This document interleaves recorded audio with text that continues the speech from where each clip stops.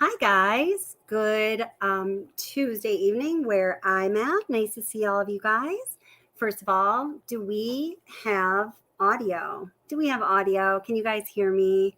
Hi, Edward. Hi, I love my princess. Oh, got my snacks ready for discussion. That's awesome. Snuggle in, get your popcorn, chat, chat, chat. But don't take a bite before you want to make a comment. Oh, wait, you can, because you can type your chat. That's awesome. Hi, Misty Howell. How are you? Nice to see you here. Hello, Carol M. Hi, how are you? One of my best friends is a Carol M. Hi, Carolyn. Nice to see you back. Nice to see you today. How are you doing? And Jody is cool. Hi, gang. Just listening. Jody's just listening, but she's here. Hi, Holly S. How are you doing? Hi, Aura. How's it going? Aw. Let's see who else might be here. Hi, Amy. How are you? We have audio. Thank you, Amy. I appreciate that. Good stuff.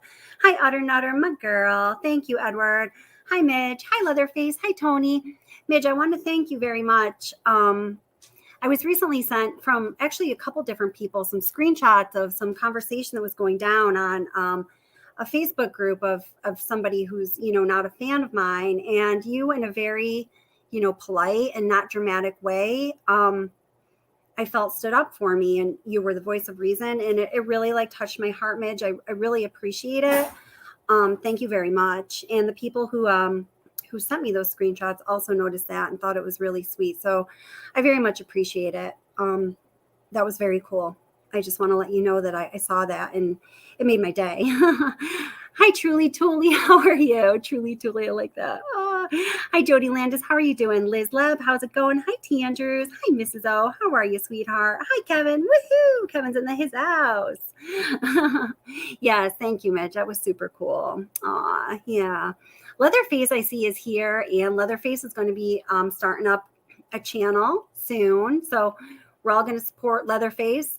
I know, my gosh, from experience, at least this was my experience, starting up a YouTube channel, especially if you'd never done one before. It's my impression that Leatherface had not, is, it's like you're really putting yourself out there. It's like kind of scary, intimidating, vulnerable situation, to be in. So for all of the little, stumbles and obstacles that you as viewers and subscribers and members have to endure when somebody is starting up a channel, I know that most of you are very down to earth and you totally get it. Like, oh my gosh, if I was doing that, I would be experiencing something similar. I'm not just saying this about Leatherface, but thank you for the feedback, Tony. Tony, you're a sweetheart. I always notice you. You're a sweet soul. I see that about you, Tony. Anybody who's starting up a channel, just remember that, like anything we do, putting yourself out there it's hard to do. Hi, Val. Val, is it Val Jean or is it Jean Val, like Jean-Claude now? I like that.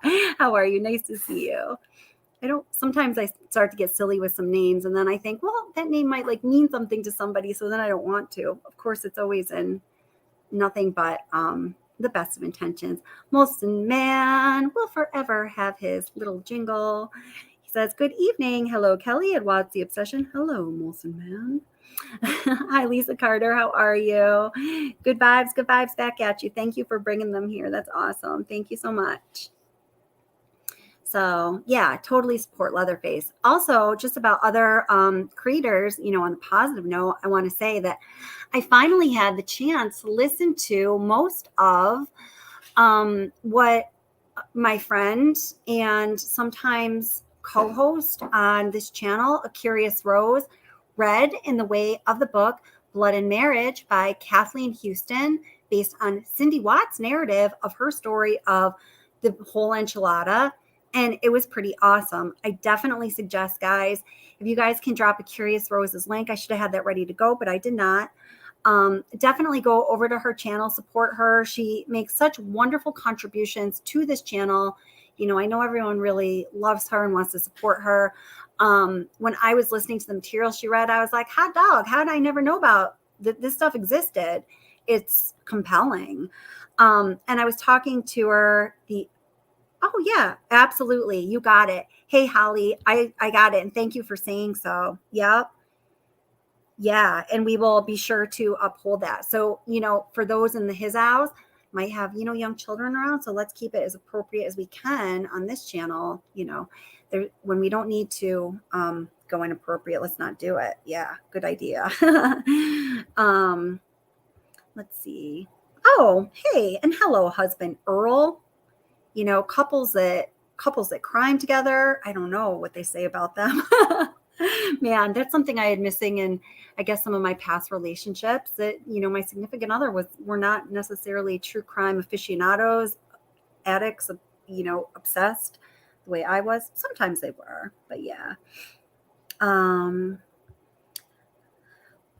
You know what, Holly? Let me just go grab her channel really quick, since you're just saying, oop.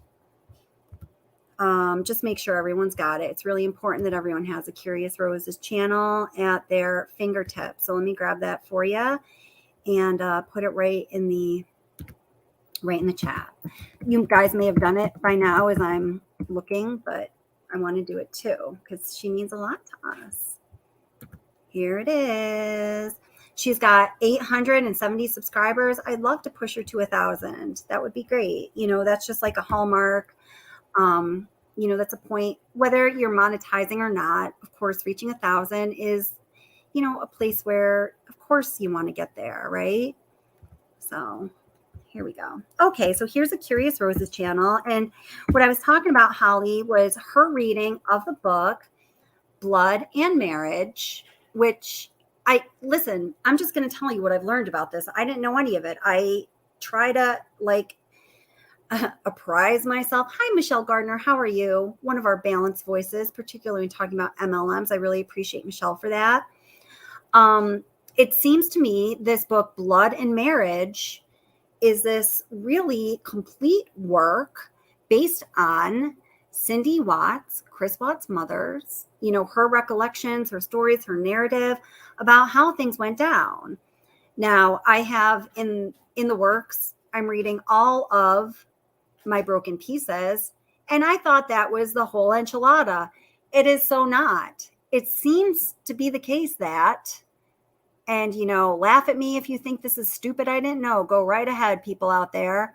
But it seems to me that All My Broken Pieces really is like the first few chapters of the book Blood and Marriage by Kathleen Houston. But Blood and Marriage, guys, goes into so much greater detail, so much more information, so much more commentary on topics that people really don't dare to touch. I thought it was absolutely spectacular. And one thing I really liked about it was I didn't feel that the author or Cindy Watts was trying to dramatize things. They weren't, putting things out there for the sake of showmanship. In my opinion, it seemed to me that the way the author presented things, sometimes in the favor of the Watts family, sometimes in the favor of the R family, sometimes, yay, man, in no one's favor, it seemed to me to be very authentic and unaffected. Like she didn't have a dog in the game, so to speak. And I really liked that honesty that seemed to come through for me. I would be really interested to know what you guys think of it. So yeah, definitely check out Curious Rose and her reading of the book Blood and Marriage based on Chris Watts' mother. I'm dropping her in chat again. Cindy Watts, a book by Kathleen Houston. And I would certainly also suggest that people go purchase the book. I think that the author seems to be a very gifted storyteller, in my opinion. So yeah, Christy says that book was fantastic. Rose did a beautiful reading of it. Left me shook. I 100 times agree with you. Yeah, exactly. Yeah, it's great. Yeah, let's all give it up for Curious Rose. We love her. And then Christy says she's listened 3 times now. Oh, it's such a gift that she read that. I mean, it's a long book. Oh, Molson Man also says Kathleen Houston is currently writing a book on the Murdaugh case. Interesting case and a great author. Wow. Thank you for letting us know that. Molson Man is like Z-Man when it comes to trivia. Oh, yeah. No one's going to outdo Molson Man when it comes to trivia. Let me tell you about that. If you ever see Molson Man in like a trivia situation, you better watch your back because he's coming for you at full speed. Hi, Colby317. How are you? Nice to see you. And let's see. Oh, Curious Rose, I was just plugging you away. Did I see her coming in? I was telling everyone, yes, about everything. Hopefully you heard what I was saying. Hi, Teresa. Welcome. How are you doing? Hi, Leanne Cartman. Nice to see you. Welcome. And Colby, were you on another name, Colby, on this channel, or are you new to the channel? Either way, welcome. I'd just like to know. Hi, Mary. How are you? Oh, you're still healing, girl. Keep at it. It's nice to see you here. I'm glad that you could make it.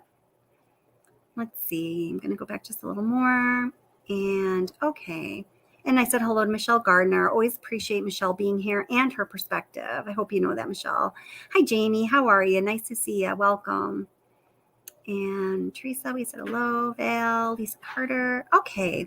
So what I'm going to start out with today is I played a little bit of it during the last live stream. I'm going to revisit it again. Hi, Allie. Allie's new here. Everyone, welcome, Allie. Hey, Allie, what's up? Welcome. So glad you're here. Please feel comfortable. Our moderators, I know, are going to take care of you. They always take care of everyone. It's a great place to be new. I hope that you feel welcome, please. And if you don't, tag me and let me know. I'm sure that's not going to be the case, but we'll take care of it. The moderators will, because they're amazing. Best moderators. And also I see a couple of Armchair Detectives moderators here. I got to say, if they aren't my moderators, next in line for the spot in my heart, it's definitely Armchair Detectives moderators. They are a pretty special group. Did I see someone say, oh yes, hello to Downtown Wonder. Welcome, Downtown Wonder. How are you? Always wonderful to see you here too. I've noticed you were at some of the Curious Rose's readings of Blood and Marriage. Good stuff, right? Downtown? I think so. Yeah. Fed Up with a Setup. Oh, yeah. I really like that name. Fed Up with a Setup is new too. So same to you, Fed Up with a Setup. What a freaking terrific name. I say that a lot and I always mean it, but that's really a terrific name. Welcome. I hope you feel comfortable. I'm sure you're going to, and I'm super glad that you're here. Okay, so what I'm going to play is it's a little bit of Nancy Grace talking, and it's some of, Nancy Grace talking about the Watts case. Something else she's talking about during this interview, she's actually being interviewed here at CrimeCon. Oh my God, dream of mine to go to CrimeCon. Has anybody ever been to CrimeCon? Guys, let's book a trip. We got to go. Oh, hi, Josh H. How are you doing? Josh H says, hi, Kelly. I'm just about almost caught up with amazing videos, and I think you're very professional. Oh, thank you so much. And great job handling your hard work and dedication you put into this beautiful channel. That is such an amazing, thank you so much. You have no idea what that comment means to me, like everything. Thank you so much. That people see that of this channel thank you. I'm in awe. Hi, Swampside Chick. How are you? That's a good one too. You guys are the best. Oh my gosh. Okay, so I see that Molson Man and Colby are talking about this ghostwriting, and Kathleen Houston and Cindy Watts and the writing of the books and the Blood and Marriage, and this super confuses me. Maybe one of you guys can come on here and school me on exactly how all that worked, because I'm going to be honest, I get confused by it. So I'm sorry. Let me circle back to what I'm going to play. It's Nancy Grace talking a little bit about the Watts case, but she's also talking about the reason that she is so passionate about what she does, and she's always in a passionate, hot pursuit of justice in everything that she does. She is a crime victim herself, and how do we say? I've been thinking about a lot recently. I have a personal story I think that I'm going to tell soon about my personal experience with crime victimology. I have never uttered a word even that indicates or moves in the direction of telling the story on YouTube. I'm 100% sure of it, because it is an experience and a story that is I protect dearly in my life. And when I tell you about some of it, I think you're going to understand why. It has to do with a young woman. She was actually a porn star. And no, guys, I cannot say the same for myself. But she was murdered by a man who actually had designs on harming me. And I was in his presence in a very vulnerable situation. Not 9 days before this murder took place. And honestly, it's pretty hard to talk about. But I think it's something that I do need to talk about for a number of reasons. But let's listen to Nancy Grace right now. Anyhow, talk about her. Hi, Double R. How are you doing? How's mom doing, Double R? Sorry, Double R's mom just had a procedure, and I want to know how she's doing. So everyone, prayers for Double R's mom and for my mama. She just had her PET scan after being done with her cancer treatment today. The doctor who would read the results wasn't in today, so now we have to wait all the way till tomorrow to find out if she's considered to be, as clear as they consider you to be from cancer at this point, right? Because you're not like in remission for 5 years. Is that correct? Yeah. So yeah, hope your mom's doing good. Holly, yes, thank you very much for the super sticker. I really appreciate it. Thank you so much. Your support of the channel means a lot. Thank you so much. And Double R says, and thank you, Molson Man, says she's recovering well, making me my favorite food tomorrow for my birthday. Oh, look at that. Mom's recovering. She's still treating you like her little baby because you know what? Once you're a mama, your baby's always going to be your baby. That's sweet.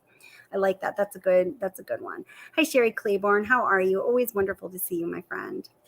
Okay, so again, here, let's listen to Nancy Grace talking a little bit about the Chris Watts case, but also about why she is so driven towards passion in her own life.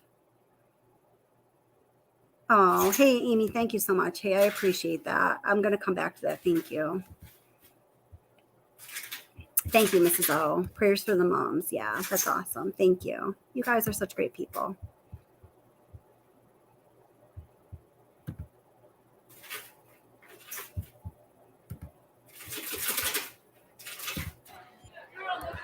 Oops. Stephanie Gomolka, auction.com correspondent. We're here with our continuing coverage of CrimeCon throughout the weekend, and I'm joined with the one and only Nancy Grace. Nancy, it's so nice to meet you and be able to speak with you.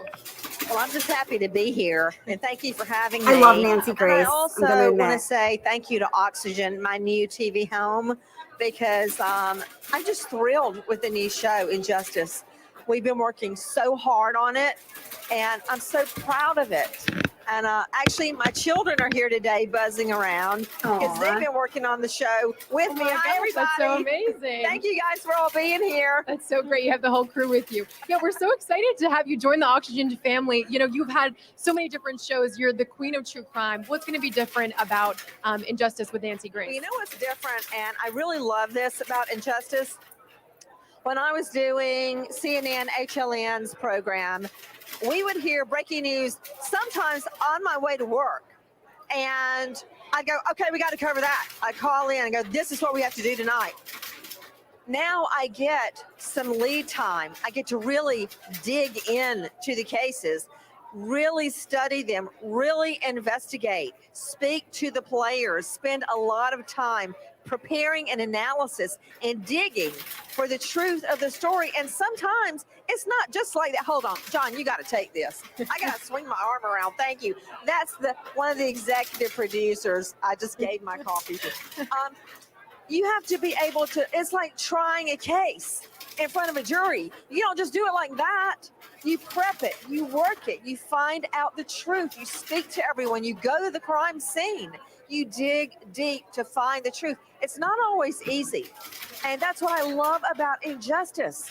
I have a chance to go so deeply into the crimes, to get the background, to go DEFCON 4 and really find out what happened. Mm-hmm. We're so excited for that to come to Oxygen. Too. You know, one of the cases that was mentioned is the Pam Vitale case, and there's been some updates with the juvenile system in terms of, if they were tried as juveniles, tried as adults, they weren't eligible for parole. Now there's been some reforms. What do you think about the updates of the man convicted, Scott Dulesky, in that case? Are you referring to the man that murdered Pam Vitale? Yes.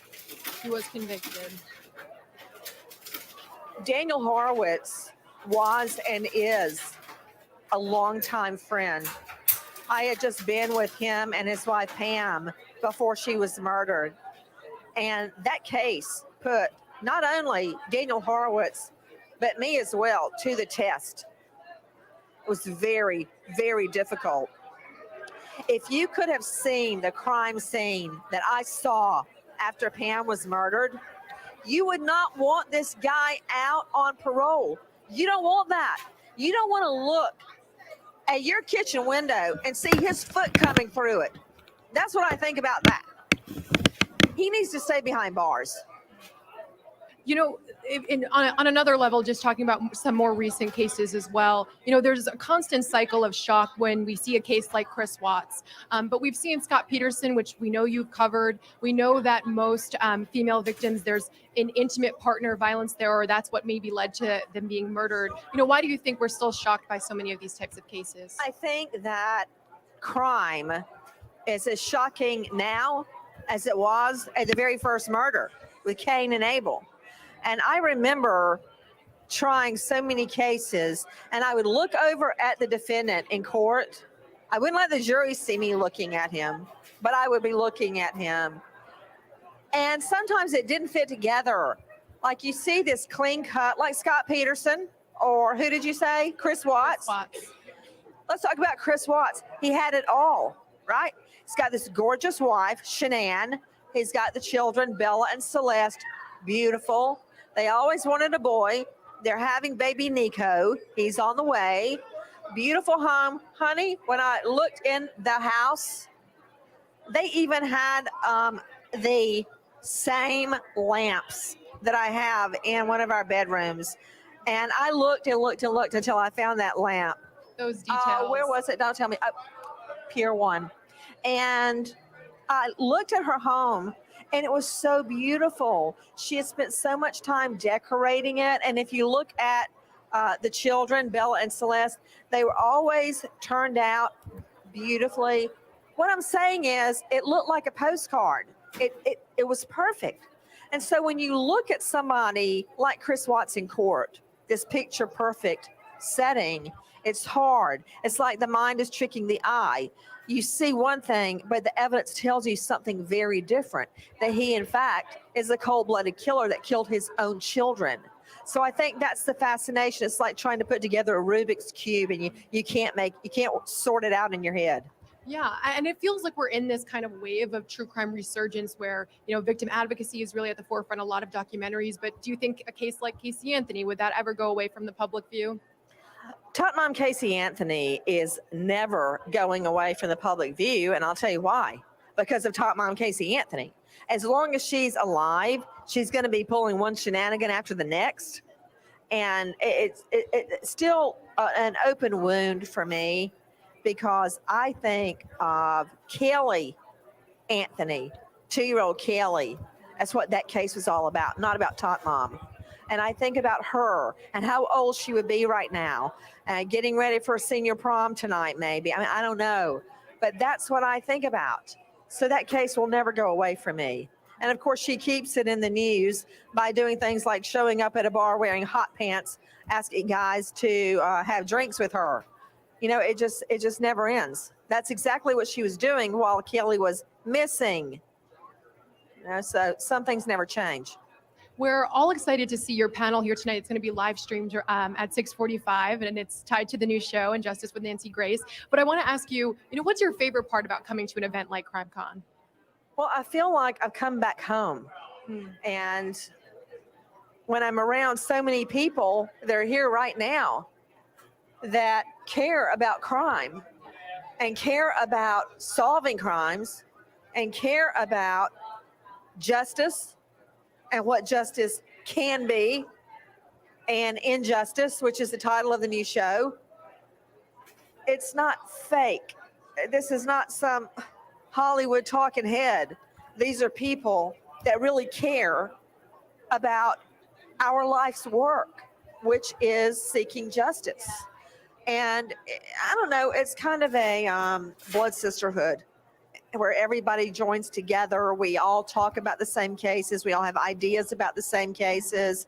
And we care about the cases. It's not just a news story, which was a really hard thing for me to get used to when I got into the TV business. Was I am a crime victim and have been prosecuting crime so long, but for so many people in the business, it's just a story to get ratings. That's not what it is. These are real people with real problems and real cases that need to be solved. And I think that's why so many people come to CrimeCon and come to Oxygen. Yeah, it definitely feels like a place where justice can be seen. Yes. And also, you jumping off what you just said, a lot of people don't know your backstory and what led you into this career path. Can you talk about that and what happened? Yes, I was studying to be a Shakespearean English professor, and it was shortly before my wedding when my fiance was murdered. And I dropped out of school, and at some point, I went back to school. Finally, they let me back in to go to law school to become a felony prosecutor. And that is how I ended up in the law. I had never planned to be a lawyer, and I had never planned to be on TV, of all things, never. I mean, I grew up on a red dirt road. My grandfather dug the well in our backyard. I like lot that of too, times the Amy. water was red, but we drank it anyway. So no, I had never had any idea that I would be on television. Mm-hmm. But I mean, the path has led you here, and we're thankful Well, it's for not that. just a path. I mean, it's the Lord, because I would never have made it on my own. Impossible. Mm-hmm. And I love that you have your family here. If you're like, you really feel Yes. supported. Now, my husband is gone. No, I haven't murdered him yet. My children have run off to see a canine exhibit. Oh, yeah, the So much more canines. interested than mommy. No doubt, Where they canines. So went. funny. That's so funny. Yeah, but I know I love your connection with your kids. You post about the twins all the time, which is so great. So many people are, they always ask the question of, it's such kind of tough material to work with every day. Is, hanging out with the kids, is that kind of your distraction sometimes to get away? Well, the children are more than just a distraction in that sense, Right. because after Keith's murder, for so many years, I just couldn't be happy. I could not be happy. I would sabotage every chance of happiness that I had, one way or the other. I would destroy it because I didn't want it. And all I wanted to do was try cases and put bad guys away, and nothing satisfied me. It was like insatiable. Then when I had the twins, I didn't want them to have a bad mommy. I didn't want them to have a mommy that wasn't happy. And I knew I had to change my life. And I don't think if it hadn't been for the twins, I would have ever been happy. Oh, Nance, Well, we thank God love for you, them. girl. I'm so glad that they're here with you today. On a lighter note, so we've been asking people which Oxygen talent they would call if they were in jail, they were booked. That's a tough one. Which Oxygen talent would I so call we have on? Nancy Grace, there's Paul Holes, there's Lonnie Coombs, there's Craig Melvin. I've been thinking about this. I mean, look at them. There's so many. Okay, so I'm sure you're not like on the edge of your seat waiting for that response. But, I thought I really wanted to play that, first of all, just for the few things that she says, about the Chris Watts case. And again, we've been looking at, I want to let you know, I started a new playlist. It's called Watts Rewind. And in that playlist, I already have a couple Dr. Phil episodes. I have some Nancy Grace material.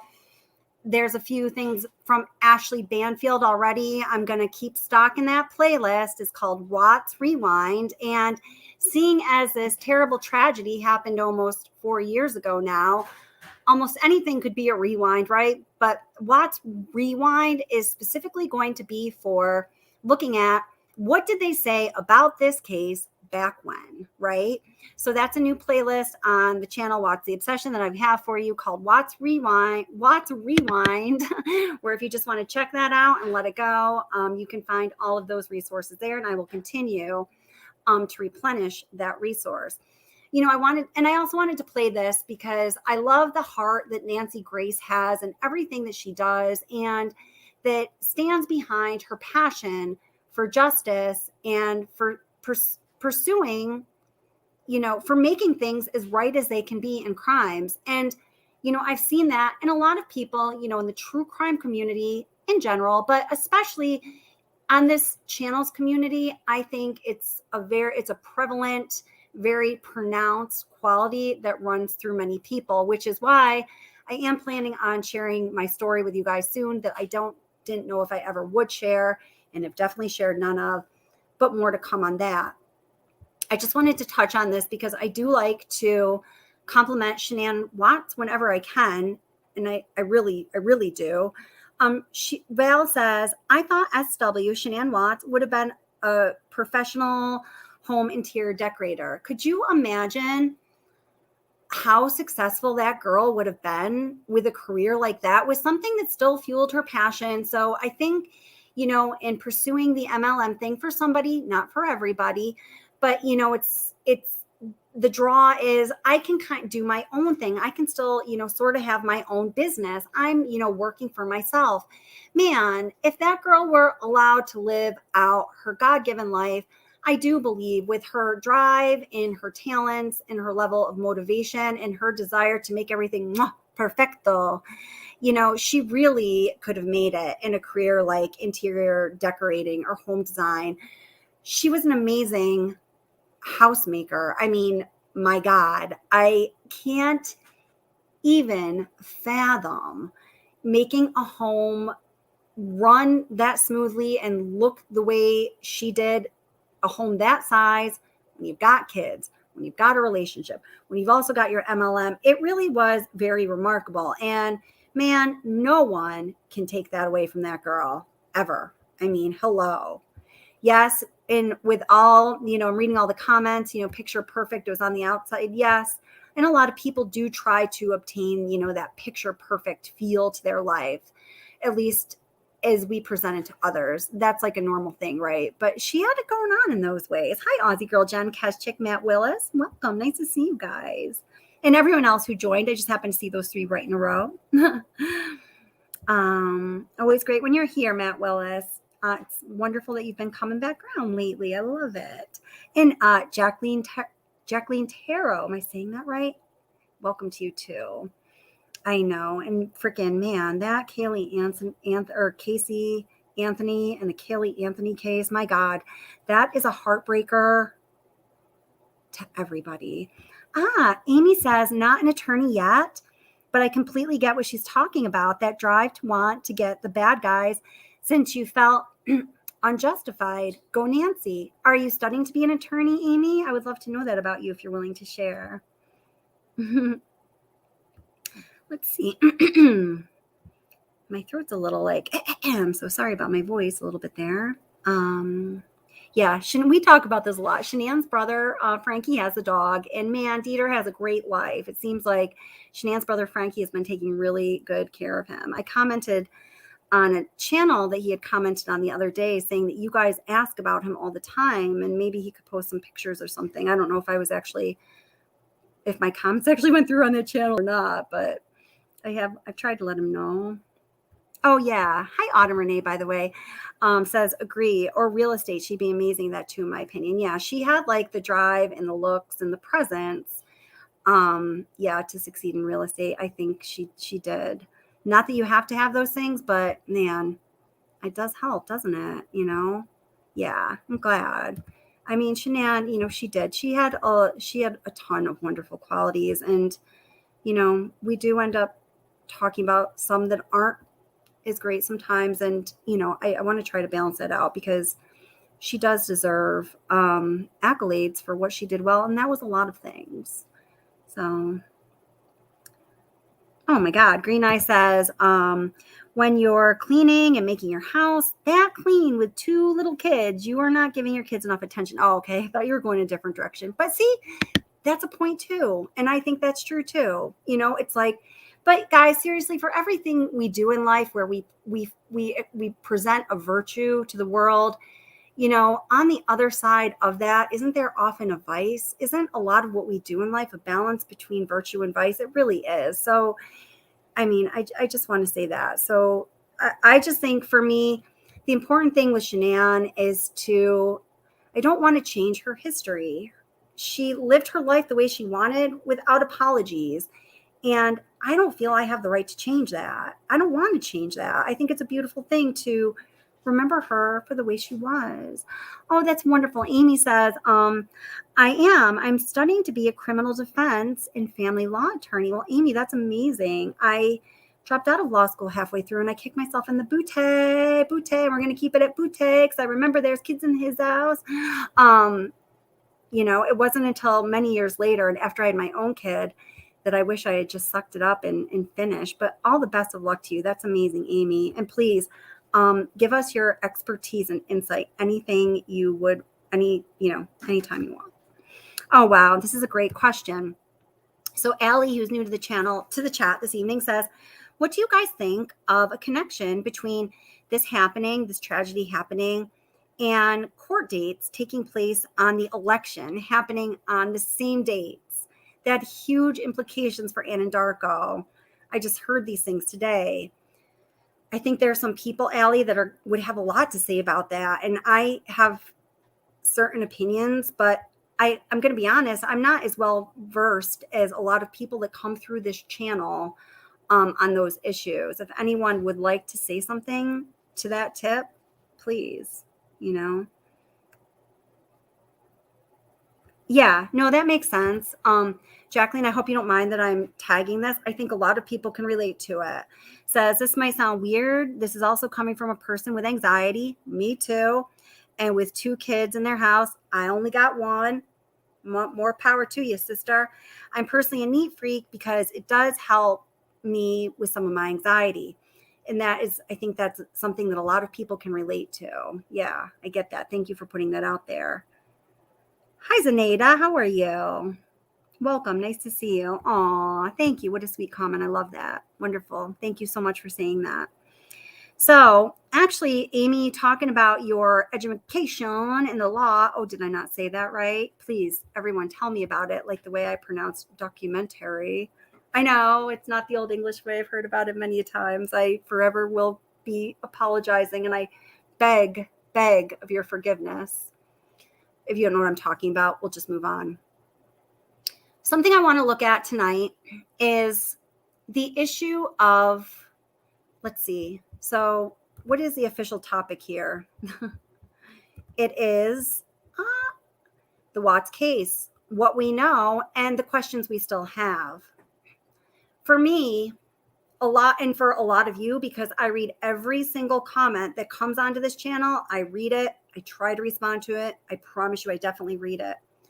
A question I know that many of you have to do with the whole process, the criminal procedure. And Amy, if you know anything about this, or if anyone else is knowledgeable of the law and you would like to give your 2 cents, please, I would love to hear it.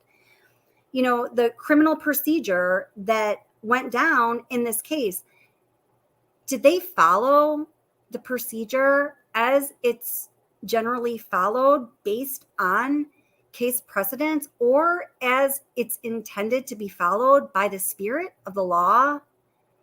Or, and this goes back to Allie's questions too, did they not follow the typical procedure or the processes of criminal law obviously under the federal law, under the jurisdictions of Colorado and Will County, as they were meant to be followed? Did they take some shortcuts? Did they take some liberties? Were there some abnormalities or abridgments that, in the minds of some or in the word of the law, result in injustice? So I want you guys to watch this. It's interesting to me to see, just on my own channel, when I put out a certain type of video, to notice the kinds of videos that people flock to and the kinds of videos that people don't pay so much attention to. And it's all good. People are going to watch what they have interest in. But sometimes I post a video like this and I think, I really wish, I'm kind of bummed that this video only got like less than 4,000 views, which is pretty low for an uploaded video for the channel. And I thank God for that every day. And thank you all so much for your support. But this is I called it rare. And as I was looking for material and in my account of what I had seen going around the streets of YouTube, this was a pretty rare account from Rourke. And I'm going to stick with that. I have a hard time finding the same interview. I'm not going to say anything else about it, but I am going to have a lot to say about criminal process and procedure after we listen to Mr. Rourke speak for a couple minutes about Chris Watts' fate, what he believes his feelings are, and his plea deal.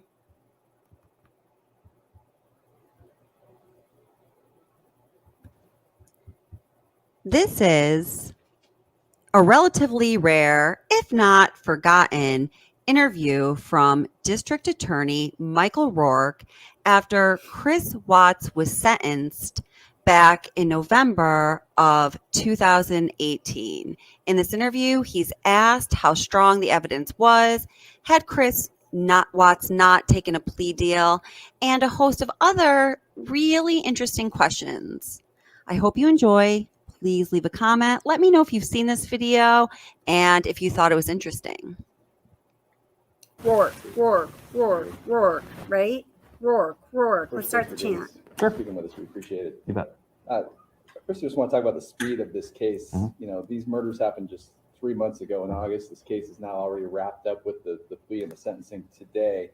How unusual is it to have such a high-profile case wrap up so quickly? Oh, I think it's very unusual. I can't Yes, Autumn. really I think speak you to the could be speed right. from the defense side, what their thought process was.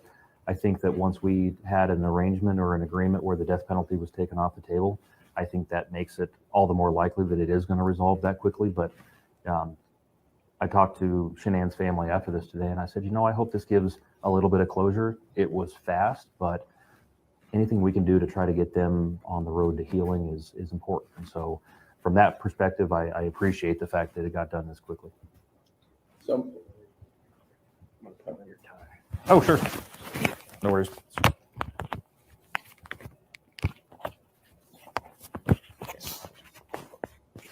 Cool. Okay. That quarter will show it all. No, I got it from there. I don't know this for a fact, but there's probably more people than you've seen in the courtroom in Weld County before in terms of how many people were out in the hallways and in the overflow room and so many emotions in that courtroom. What was it like to just be a part of that today, and how much stock goes into making sure those emotions don't go overboard with the Sure. courtroom? We had a lot of conversations about the different things that could go wrong, the different obstacles. It went exceptionally smoothly. I think that the overflow courtroom and the number of people that were here today demonstrates the importance that this case had to this community. From the very beginning, on August 13th, this has been a case that has absolutely rocked not just Frederick, but the surrounding towns, the entire community. And I think we saw that in the courtroom today. Judge Kopkow called Watts' actions in the courtroom today the most inhumane he had seen in 17 years as a judge. In this case, are these actions the most inhumane you've seen as a prosecutor? I've been a prosecutor for 21 years, and I couldn't possibly imagine anything worse than what we saw in this. Not just the fact that this man annihilated his family, but to have the utter disrespect for their remains by dumping them in oil tanks and burying them out in eastern Colorado really is something that shocked the conscience of all of us. This case, Chris Watts will spend the rest of his life in prison, but he could have faced the death penalty here. If his family had wanted you to pursue the death penalty, would you have? That's a tough question. They were so adamant that they did not want me to seek the death penalty that that really drove our discussions and our thought processes from the very beginning. Had it been different, had they come to me and said, absolutely, we want you to seek the death penalty, no ifs, ands, or buts, I probably would have. I put more stock in the desires, the beliefs, the family views on what we do in a case like this than anything else. I met with all our law enforcement partners. I met with the defense. I met with the sheriff's office. I met with supervisors in my office. But I met with her family first because I knew that every meeting that I would go to would ask me, well, what does the victim's family want? And that's really what drove our decision. As recently as last year, though, I know Governor Hickenlooper indicated he was open to commuting the death sentence of Nathan Dunlap, who shot and killed the 4 employees at the Chuck E. Cheese in Aurora. And Governor-elect Polis has said that he would vote for a bill, sign a bill to abolish the death penalty in Colorado. Would that have weighed in, though? You kind of referred to that before, to your decision. Oh, sure. It absolutely did weigh into our decision because we had to have a conversation with Shanann's family about the realities that we could go out and seek the death penalty, get the death penalty, and at some point have a governor or a legislature who abolished the death penalty, and it all would be for naught. We knew that this was a contentious election year here in Colorado. No one knew for certain what the outcome was going to be, and I had to talk with her family about that as well. So that certainly played a role in some of the decision making as well. In your career, have you ever encouraged a family to seek the death penalty? No, I don't think that's my role to encourage them ever. I think that is extremely personal to each family, and I honestly want them to tell me exactly what they want. I don't want to persuade them one way or another. Because this case brings up the whole question about the death penalty. I mean, as a prosecutor, would you support the state abolishing it? No, I'm a strong supporter of the death penalty. Chris Watts was certainly eligible for the death penalty. I think the death penalty is on the books currently for defendants just like him. At the same time, I recognize the realities. Nathan Dunlap, as you talked about, is still alive. He was convicted more than 20 years ago. When I have a mom who is sitting across the table from me in her kitchen saying, please don't do this, I can't be a part of the criminal justice system for the next 20 years. Awfully tough for me to say, I understand your feelings, but I'm going to do it anyway. Are you a father? I am a father. How did this case impact you personally as a father? Terribly. We have a little girl at home. She's 3 years old and she has blonde hair, just like the victims in this case. And so I would come home after working on this case all day, and we'd see her bouncing around in the living room, and my thoughts immediately went to Bella and Celeste. Even beyond that, I can't fathom what went through a man's mind when he is not just killing his wife, but killing his children. Senseless doesn't even begin to describe what he did. It's just sickening. Did any part of you think that Chris Watts would speak at today's sentencing and explain why he did what he did? I didn't think he would. I called him out. I did that intentionally as I was preparing my remarks. I wanted to see if I could get him tell the truth, give the family, not just Shanann's family, give his own family some answer to the question of why. But at the same time, I knew that even if he did that, it would ring so incredibly hollow. There's no explanation for what he did that can satisfy that desire to know why in anyone. And his family, his parents were asking him to do that. Do you think at some point he will? No, I don't. I think he heard those pleas from me, from his family. I don't think, based on what I know and what we've seen in the investigation, that he will ever bring himself to tell us what happened. I know this is hypothetical, but had Chris Watts not confessed in this case, how tight was this case? I mean, was there a lot of evidence out there? Because I know that as far as the murders, there wasn't a lot. There was a lot of circumstantial evidence that really, I think, was strong evidence. When law enforcement shows up right at the outset, based on this call from her friend Nicole, saying, I need you to come check on the welfare of Shanann. When her car is there, her purse is there, her cell phone is there, the house is locked up from the inside in a way that no one could lock a door and run out a garage door, for example. The key code on the garage door didn't work. There was no way for a stranger to get in there, abduct them or anything else. Signal to us that it probably, at that early stage, probably was a family member, probably was the defendant. But then you start to really look at the manner in which they were killed, where their bodies were dumped, his familiarity with that area. And I think there were a lot of pieces that could be put together even without him talking, but it certainly made it a much stronger case because he ultimately did give us at least a version of what he wanted us to believe, even though we know all of it wasn't the truth. Do you think he's a psychopath or sociopath? And I don't know if he was actually examined and diagnosed at any point. If he was, I don't know. Obviously, I don't have the ability to ask for that. From a clinical standpoint, I don't know.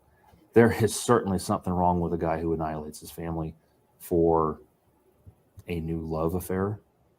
There's something wrong with him. Again, from a clinical or insanity standpoint, certainly not. There were no signs of that at all. But how do you do this? You've been a part of several big cases, but is this one at the top of your list in terms of what you'll remember? I will never forget this case. In terms of the political implications for yourself. Oops, did I say that out loud? I don't know. Maybe I did. Shoot, I do that sometimes. Yeah. So yeah, you just shut me up when you need to shut me up. When I ask you to watch a video and I be hollering out, it's all good. You can go ahead, tell me to be quiet. It's all good. I don't mind that. So what do you guys think of that? Let's see. Oh. I'm just gonna welcome Jennifer Bradford. How are you? And everyone else that came in. Yeah, and Amy, don't feel pressure. I don't know if you saw that I had I just sent a comment saying if you ever want to come up on panel tonight or any other time, I shared with you my email. It's whatsobsession@gmail.com.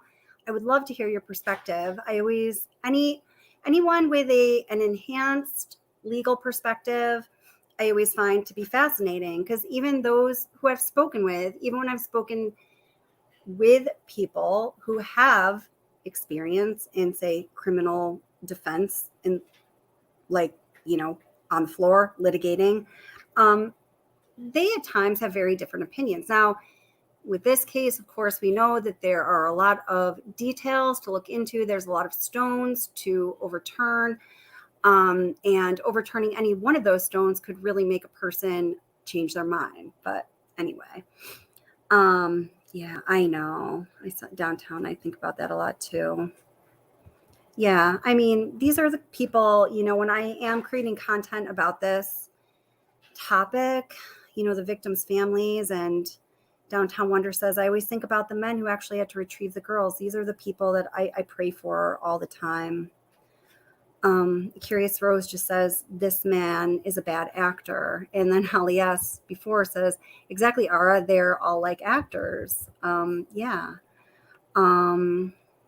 Amy says, excuse my speech, but I'm so glad Chris was so dumb when it came to trying to hide the murders. All he had to do was open one of the doors to the house and put the dog in a room with a closed door. Right? I mean, it's like a no-brainer. Right? Yeah. Hi, Kelly Mack. This is a good question. She says, did anyone truly test the keypad on the garage? That's a really good question. I mean, I guess I've certainly learned over time to take nothing for granted in this case. I don't think I've ever specifically thought about that question, Cal, but let's look into it. We'll see if we can find anything about in the discovery. Maybe I'll have some time to start doing that actually during this live stream. I don't know if I have anything else to show you. Yeah, that's a really good question, Cal. Yeah, good question. Yeah, definitely, Amy. So here's my email address. Email me and we'll set it up. I'd love to have you up. Just a couple things you've said so far, I think, are really interesting. I'd love to hear what you have to say. Holly S. says, stinks of politics. I wasn't even really going to go for that political angle tonight, but sometimes the way things go, it just lends itself to hitting that political tone to this case, because it's there. It's always underlying what's going on. So hi, DC Prime. Hey, DC Prime, I want to let you know that I think you were gone during the last live stream. I did eventually specifically invite you to come up on panel. I'm sorry it took so long. I'm actually going to put the link for panel in chat right now. If any of you, Curious Rose, DC, anyone else would like to come up and chat. I didn't have any guests planned this evening, and I think it's good for people to hear perspectives other than my own. Yeah, and a Curious Rose says about the people that had to retrieve those girls, says those people will have PTSD for the rest of their lives. It's beyond tragic for everyone involved. I mean, look what happened to Dave Baumhofer, who was an experienced, seasoned investigator. Yeah. Let's follow up this keypad here. So Jacqueline says, what's interesting is that he went in through the garage when he showed up to meet the cops. So was the garage keypad actually broke? Yeah. Let's see. Oh gosh, I vaguely remember him mentioning something about, like those remote controls many of us have in our cars that will open your automatic garage door. I know that was mentioned. I honestly don't remember what was said about it. I'm going to look into that. I wrote that down as a topic that I think we need to look into it. Yeah. Autumn, you're great, Autumn. Autumn says, only thing I remember from the discovery is Frankie Sr. saying it had been broken. That's right. Yeah, the family definitely did say that. And they had been there recently. And then Edward here, I think, is going to echo what Autumn just said, but didn't NA phone Sandy Rusick and ask Sandy if Sandy knew the keypad code? That's right. Yep. And they both did say that it was broken. So, So Angel, welcome Angel, how are you doing? Says, I think NA did try the keypad. Shanann Watt's mom gave her the code. Yeah, but then they did also know it was broken at some point, and we're going to have to kind of piece together the chronology, the timeline of that. Yeah, that's right. Oh no, that's okay, DC. I just didn't want you to think that I was slighting you because it just took me up a little bit to open up panel the other night. So, and again, if anyone does want to come up, Kevin, DC Primetime, Rose, Ara, no pressure, but I will drop the link. It's kind of a cash Tuesday evening, right? It's all good. And I always love hearing from you guys. Mary, I know you're not feeling very good. Yeah. But Mary, you're welcome to come up too. Mary always has some really interesting ideas. Or anyone, even someone I didn't mention. I don't mean to. Let's see. Green Eye says, I'm wondering about all the Vivint cameras they had in the house. What about evidence on them? Right. Well, weren't the Vivint cameras supposedly not working for that period in time? I don't know. Josh H says, Kelly, did they ever fingerprint the house?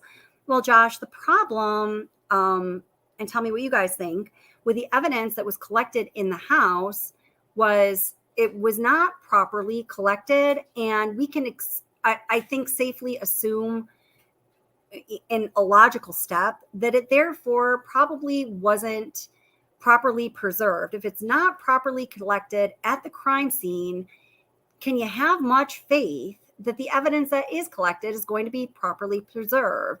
And we do know, and we bring up time and time again, we do know that much of the evidence that was collected was never sent to lab for analysis, even though they had that evidence in their hot little hands. Like, what's up with that? And then Kelly Mack said he probably used a garage door opener as we're talking about this issue with the keypad and a possible garage door opener. I'm going to look into that for sure, though, Cal, because I think that you bring up a good point, something that's worth looking into. Hi, Susan Hughes. So nice to see you. She's one of Armchair Detective, friend of the channel. She's one of the moderators. Hi, Kelly and everyone. Just popping in to say hi. We'll watch while I sleep. Have a good live. I do that too. I love to go to sleep to the sweet lullabies of true crime. I think a lot of you can relate because we're those kind of people. Oh my gosh. Okay, Allie, really good question. Allie says, well, I know crime scene photos.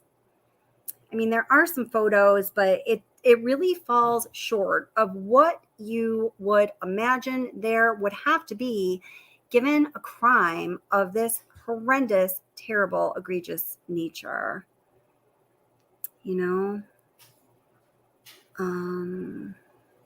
Yeah, these are great questions, guys. I'm like really digging this. I'm jotting things down a mile a minute here.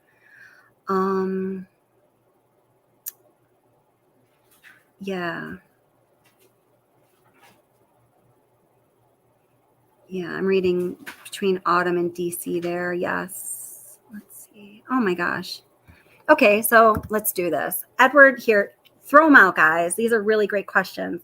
Edward says, here's one. Why was Shanann's phone hidden under a couch cushion turned off? When, as I understand, it was always on and with her or in her purse. Yeah, a lot of her friends said that, right? All of those things that you just mentioned there, Edward. Nope, nothing suspicious there. It's totally suspicious, right? I feel the sarcasm.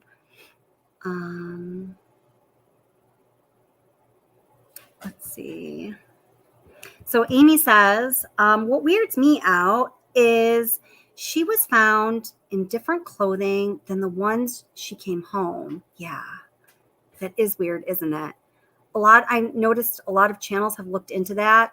I've looked into a little. I have no material about it because I can't find anything I can present to you that makes any sense. He said they had sex, but why would she immediately change? Maybe she did, just seems weird. Right. And, okay, so here's another logical question. Let's tack it on to the end of that, Amy. So he also makes a big deal on a few occasions talking about the mascara that's running down her face. Rose and I were talking about this in a live stream recently, or maybe it was DC Primetime. I think one of those beautiful girls. After you're on a plane, and it's August, and you've been traveling through an area where it's humid to the point where there are thunderstorms that are delaying your travels, the first thing you want to do is scrub that nasty off your face, right? And, Shanann was very, very aware of her skin, keeping her skin nice, aware of germs, all of that. So if she was going to, go to whatever measures one goes to when you change your clothing, would she have also washed her face? If so, then that whole mascara bit doesn't fit in. No matter how you try to put these pieces of the puzzle together, guys, they don't fit. Let's see. Well, okay, so DC Primetime asks, Frank was there to fly out with Shanann and the girls, right? He definitely did have that duty, which I do understand. I mean, those girls were a handful in a living room, taking them out. And it doesn't seem like, and this is not a judgment, it just is. It doesn't seem like they had just been in North Carolina for 6 weeks where they did a lot of stuff. Prior to that, it doesn't seem like they got out of the house that much, and maybe they didn't need to. Again, it's not a judgment. But I think, the thought of taking them on a plane across the country probably would have given me a lot of anxiety. But I think I did find, I don't know. Yeah, that's all we know about that. Because what I'm about to say, I don't want to start a rumor. I'm going to follow up on that, though. Oh, hi, Julia Thomas. Absolutely. She says, one thing I do know is those babies are angels. Oh, my gosh. Aren't they, though? Oh, what about the monitors in the girls' rooms? Yeah. I mean, yeah, are a lot of great comments tonight, right, Kev? Seriously. Let's see. Right. Yeah. So Allie says the guy collecting crime was the same for Casey Anthony, John Benet Ramsey, and more, he defends. I heard this recently. So there was a common player between all of them. I think Armchair covered that recently. I have not been able to watch a lot of other material on the Watts case this week. Can somebody clarify that? No, T. Andrews. Now, this is an important point. T. Andrews says, did Watts see bodies to ID them? Now, first of all, I'd like to know, when you're saying Watts, are you talking about Chris Watts or are you talking about Ronnie Watts? Now, yes, Ronnie Watts was in Colorado at the time when the bodies were recovered. However, something I don't do very much myself is Kelly is I don't go there with a lot of the medical and autopsy information, as it's not my wheelhouse. I have no expertise in that area above and beyond what any old other person does whatsoever. Can't even. What I have learned from people who do know more than I do about autopsies and the possible condition of a decomposing body in that climate is that I guess the one that would be up for identification possibly would be Shanann, and she was not in a condition where that would have been possible. Just say like that, okay? Amy also says, I think it was weird. The son almost went directly there and found the phone like he knew her. Yeah, I know a lot has been made about that. And she's speaking of course, young Nick Atkinson, Nicole Atkinson's son, that he did find the phone. He found it really quickly. I don't know. Sometimes I just think maybe he's a kid. He's got a lot of energy. He's running around. He's finding stuff here, there, and everywhere. You know, he was really like into it, right? He was really participating. That's kind of what I make about that. There could be more to it, but I personally don't see that. Yeah.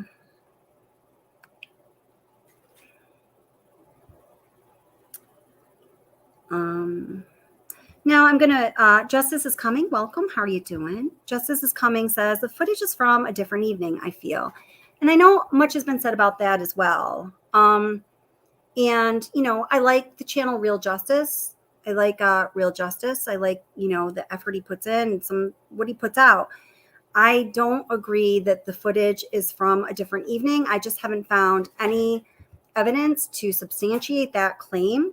So as far as the assumptions that are made by this channel, at least as we are analyzing and evaluating things, you know, my assumption is that the footage that is said to be that evening, you know, the evening prior to the murders is what it is, or the morning of.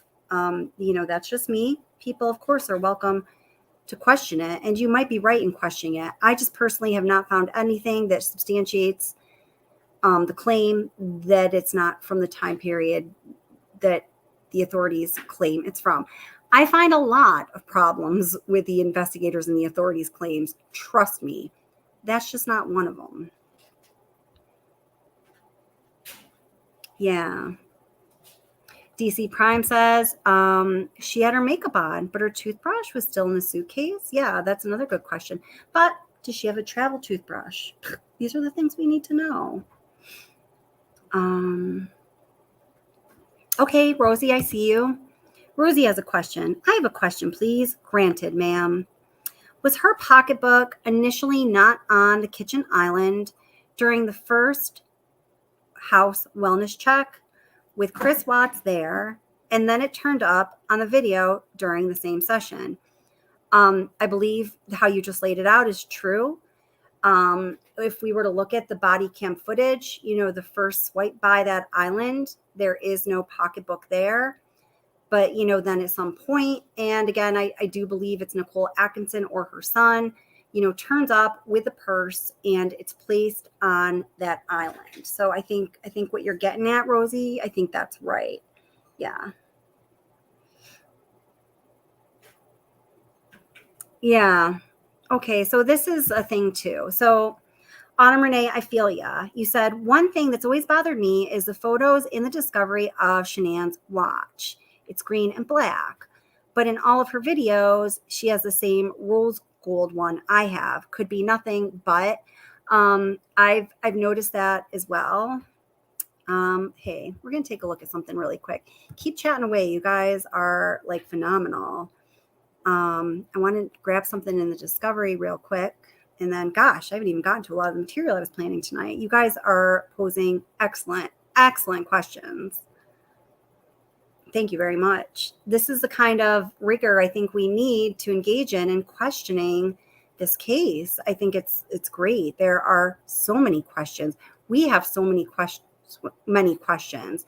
Now, one of the big questions I was planning on asking tonight is, has law enforcement, have the authorities fulfilled their obligation to the public as far as, you know, answering our questions or providing us information that they should be providing us to satisfy any questions that might come up? I personally think that they have fallen short in that category, and I believe I can make a case for it. I'd like to know what you guys think. Let's see here. All right, we're going to look at the description of those, the watch. Let's see here. From Discovery.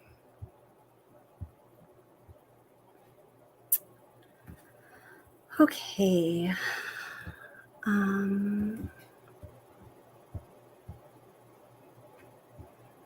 Okay, so I got the information about the personal phones, but where's the watch?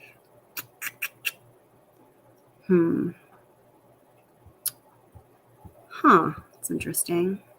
Well, okay, I see.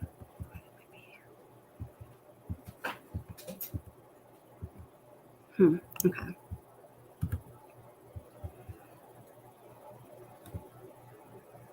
All right, I'm gonna head back to chat here.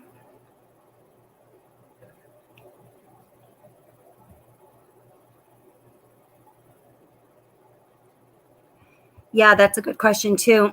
Amy asked, Shanann was super clean. I didn't get that either. She even said that she'd have her night showers, and that would be like an indicator to let Chris know that she was in the mood.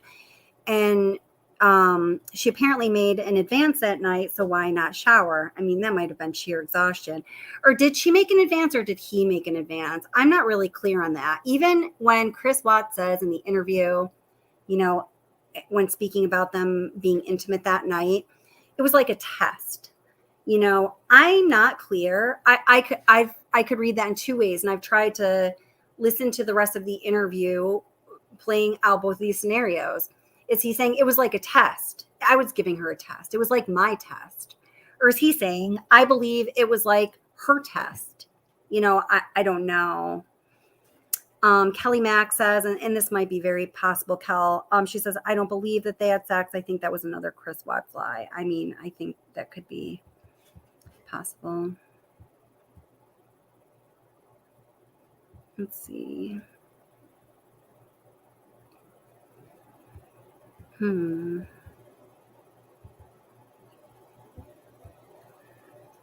see.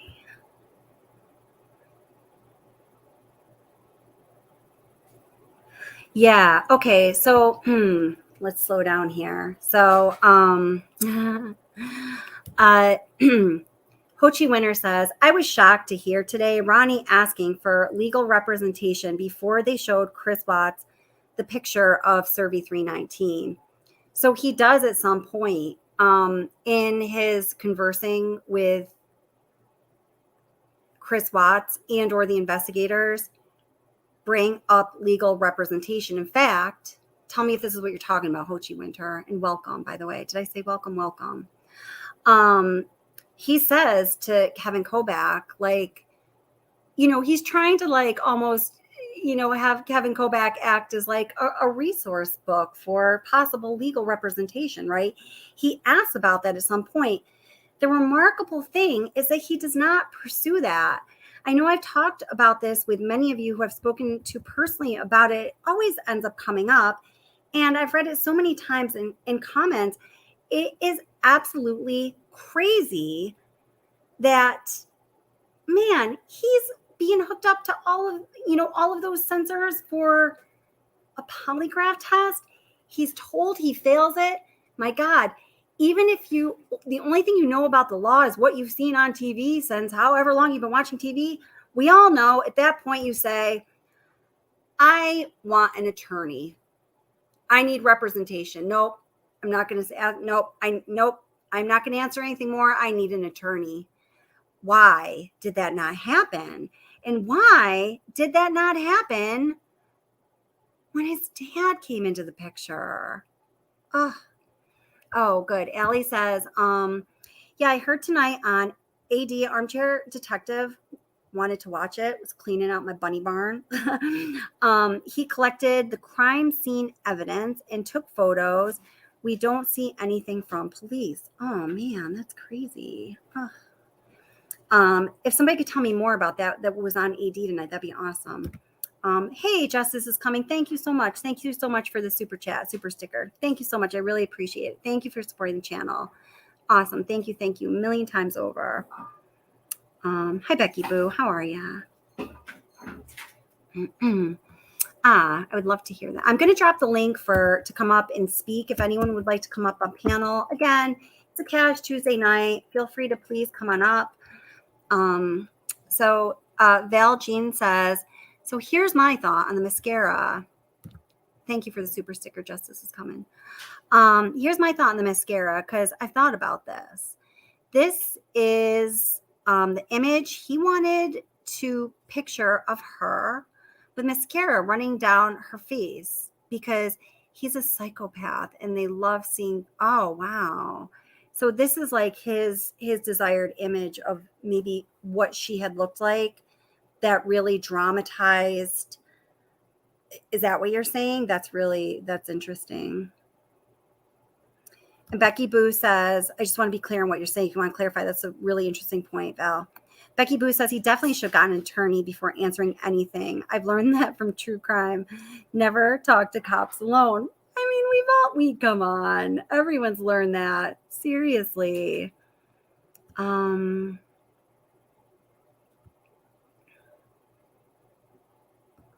So Elizabeth is saying to Ho Chi Winner, yes, he asked about a lawyer, didn't want a public defender, but in the end, they either couldn't afford a lawyer outright, so ended up with a public defender.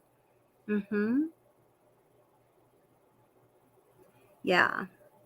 So Curious Rose is clarifying the issue that we were talking about in regards to where did the purse come from? Was it always on that island or did it appear from where? We don't know. Curious Rose says that's because they happened to find her purse in her office while looking through rooms. And this is correct what she's saying. And you can see this in the body cam footage, and it's also stated explicitly in discovery. NA and SA were in the house while Chris Watts and Coonrod went to Nate's to view his video, and that's to Rosie, and that's all, of course, 100% accurate. Oh yeah, I know, Jody. Yeah. Oh, justice is coming. So I know what you're talking about here. You said, hey, so what about slightly shutting off the light switch off with his elbow? So, people were making a big deal about that for a while, to a point where, during a live stream, maybe a month back or whatever it was, we kind of stopped everything and went and found that footage and looked at it. I personally just think, I didn't think anything of it. I think it was just an accident, or he was just doing that, or he had mannerisms like a young kid. I have a son who's a little bit younger than him. I could see him doing something like that just to be like, think he's kitschy. I don't know. I didn't think anything of that. I mean, if someone else has a different opinion, I would totally love to hear it. And hey, as always, I could be wrong, except for when I tell you I know I'm right. Okay, this is a really good question. Fed Up with the Setup says, if police are protecting NK, then why tell about the Amber Fry Google search? That's an excellent question. Ask for the right reason, Fed Up with the Setup. My answer, and I've had a conversation, something like this with people before. I've thought about this. I think if they were protecting Kessinger, they would still have to, I personally think there was absolute freaking boatloads of information related to her that should have, could have, would have been in the discovery if she were not in some way, shape, or form being protected. That's my opinion. So I think they had to put a couple things out there that made it look like they tried to investigate her. That's my thought on it. But again, I'd love to hear what you guys think.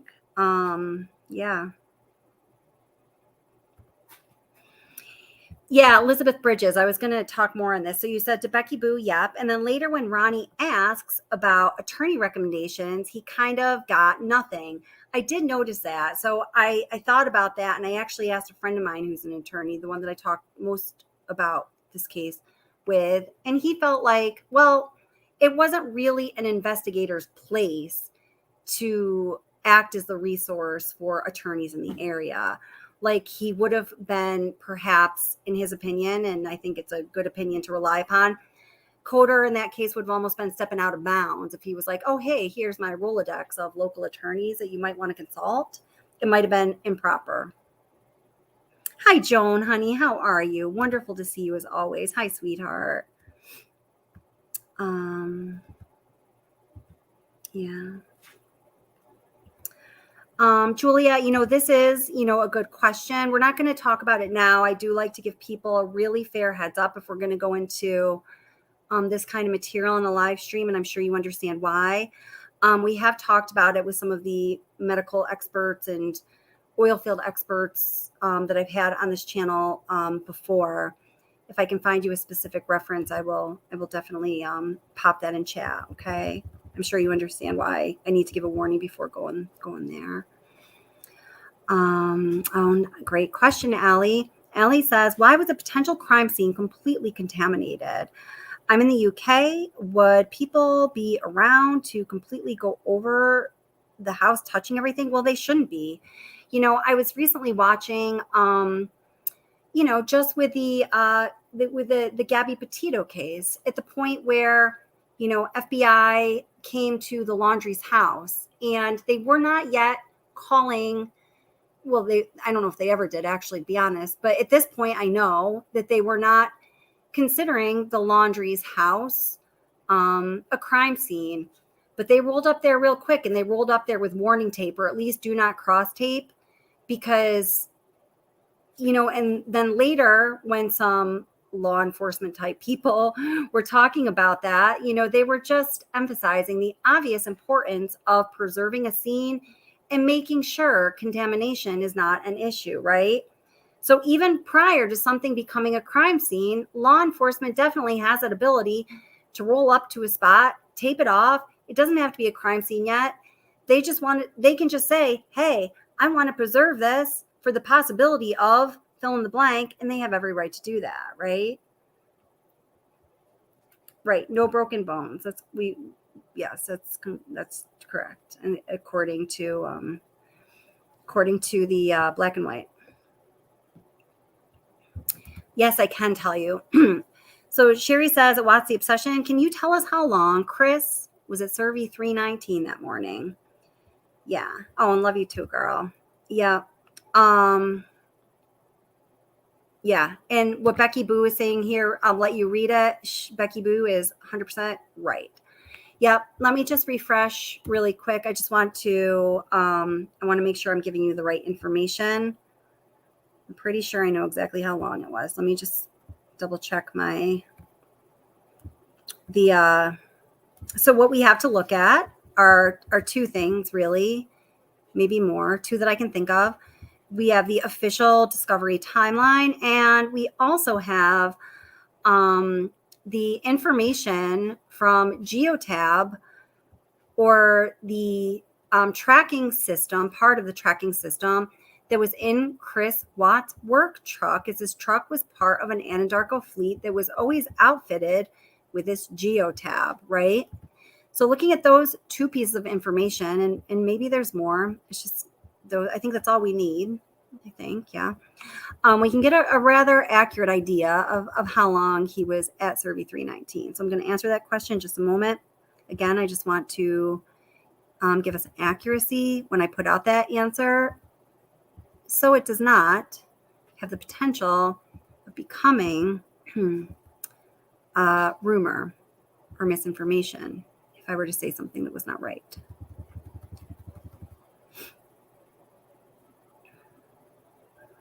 Okay. Yeah. Okay, so we really do need to look at these two pieces of information. All right, this is a good question. Now, we are definitely kind of moving away from this that I wanted to, and that's what I'm looking at too. I'm looking this up right now. Well, you know, let's just let it be. I can revisit this another time. So I pulled up from Cornell Law School this very detailed rules of entering a plea agreement, how all of that goes down, accepting a plea, what typically happens on the part of the defendant, the defense attorney, the prosecution, the district attorney's office, and the court in general. So we could take a look at whether or not this procedure or process was followed in the Watts case. I know that I've come to my personal conclusions about it. I would like to see what you think. And maybe we'll get there tonight. Maybe we won't, but we will get there eventually because I think it's very important. All right. Let me just look this up here. So let's get to Tony Husk. Wasn't that the guy's name, Tony Husk? Who was like the Anadarko guy that provided, let's see, hold up.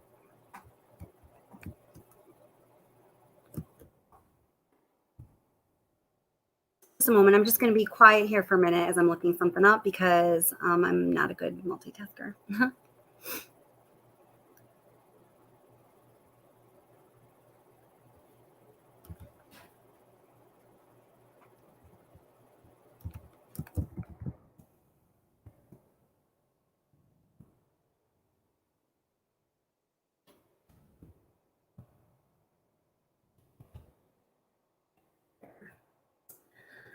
Let's see.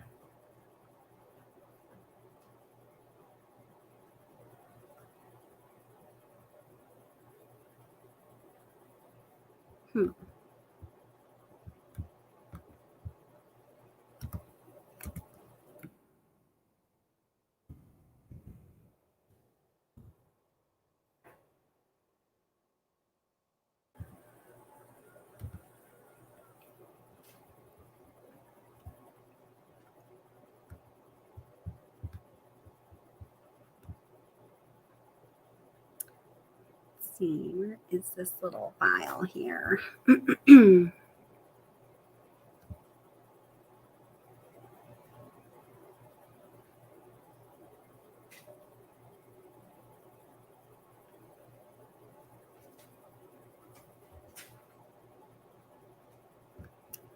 Okay, here. I'm going to have to dig into my files. It's just going to take me just a moment here.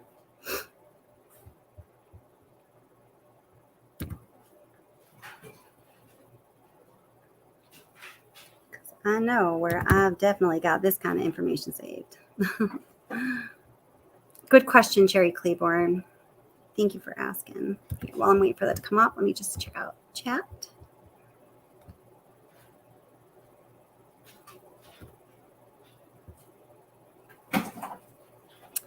Let's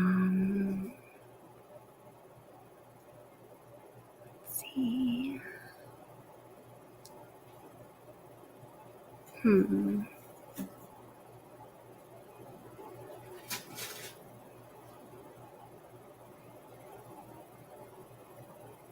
Yeah, this is a really good point, Allie. Said somewhere back there. You said, I think that presents a picture of a woman losing control of her emotions. The mascara, comments, everything that Chris Watts was trying to put out there, right?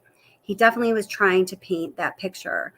Now, was he doing that intentionally? Was he doing that, subliminally? Or was he told by someone that that's what he ought to do?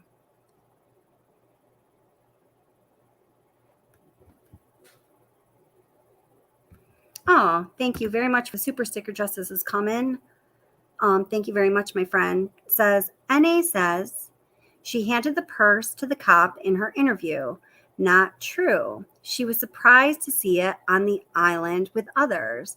Okay, so maybe we're going to take a look at that. I think that's something definitely worth taking a look at. I know I've on other channels, I had seen that done before. But I think that's definitely worth taking a look at. Thank you very much. Justice is coming. Thank you.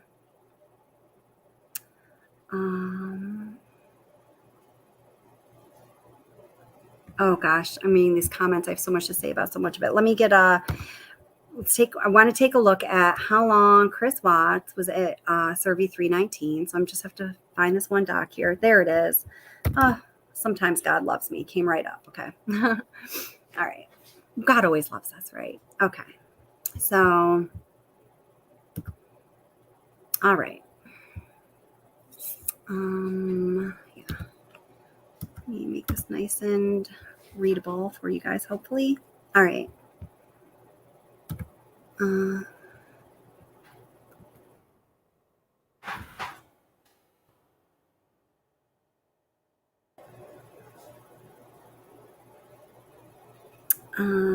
Actually, I have to make that a little smaller.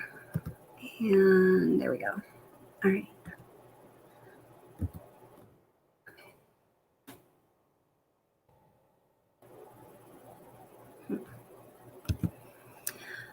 Okay, so the question at hand here is, how long was Chris Watts at Survey 319? Whoops.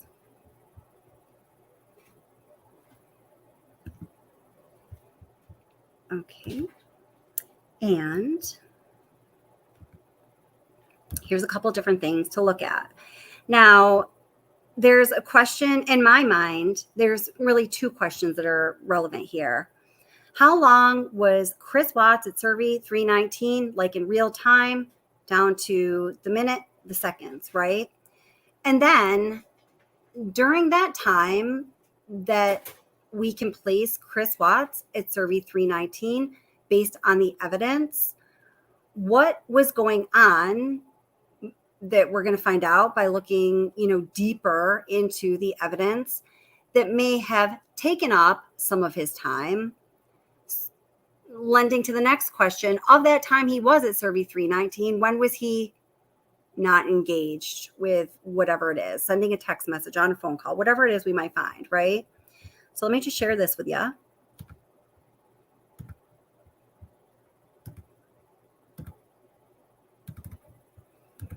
Okay, so this is, Tony Husky is his name. I kept saying Husk. I was looking for that in Discovery. I was like, why can't I find him? All right, so, yep, that's being shared with you. I'm going to make this as big as I can here. All right. So it says, according to the documents provided by Tony Husky, it appeared Chris started his work truck at 5:18 a.m. on Monday, August 13th, 2018. So wild, is almost 4 years ago, right? And it remained on at his residence for 27 minutes. It appeared Chris left his residence at 5:45 a.m. and drove 47 miles to an oil well site in Keensburg, Colorado. Chris arrived in Keensburg at 6:53 a.m. So right there, I want to point out a couple things, guys. So it says Chris left his residence at 5:45. According to the timestamps below, we actually see that he left his residence at 5:46 and 21 seconds. But hey, what's a minute? Can be a whole lot when you're talking about a crime. And it does show that he arrived at, yes, they're right, 5:53 and 57 seconds. So really close to 5:54. So when we do that math, that is what? 1 hour and, wait, I want to get it like right down to the second there. Well, so that's a full 4 minutes. Okay, so it's approximately 1 hour and 8 minutes of transit time, give or take 30 seconds. 1 hour and 8 minutes of transit time from Saratoga Trail to Survey 319 in Keensburg or Rogan, Colorado. It's 47 miles. So, a question I've long had, and I'm sure a lot of other people have had this question. I haven't seen it deep dived all too much. Tell me what you guys think. Is why did it take Chris Watts 1 hour and 8 minutes to drive 47 miles? Now, we do know that some of that drive to Survey 319 is on dirt roads, like narrow roads, dirt roads, where you're probably not going to be driving at, 60, 70 miles an hour, right? But we also do know that in Colorado, in that area, the speed limit is what? Oh, Molson Man's not here anymore. I think it's like 75. Let's see. Speed limit highway. I was surprised at how high the speed limit was when I was in Colorado most recently and every time.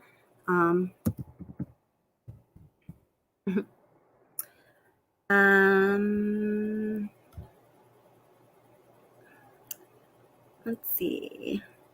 The maximum speed limit in Colorado blanket statement is 75. So most of those highways, like 287, or I-25 that he's going to be on. Okay, the speed limit on I-25 alternates between 75 and 65 miles an hour. So it drops down to 65 as you're going through like the Denver bypass area, and increases to 75 miles an hour towards Colorado Springs. So as Watts is traveling from Saratoga Trail to way out, Survey 319 in Keensburg, Rogan area. He's not, going through that Denver bypass area. So I think it's pretty safe to say, and we can more thoroughly research this, that, it's going to be 75 most of that way. Bringing me back to the original question that I posed before I spin off, why, when the speed limit while he's on the highway, which is a majority of the way, I don't even know if it's the majority of the way, it's a good part of the way, is 75 miles an hour, why did it take him an hour and 8 minutes to travel 47 miles on that morning? Let's see if anyone had an answer.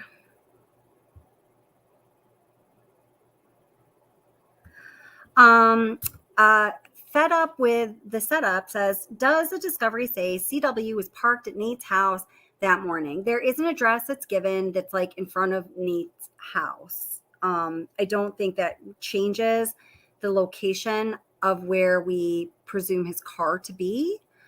Yeah.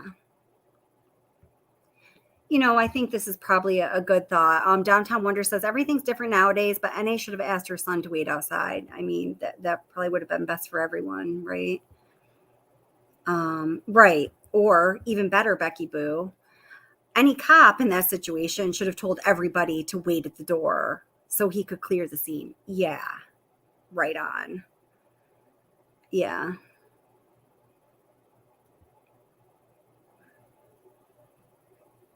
Let's see.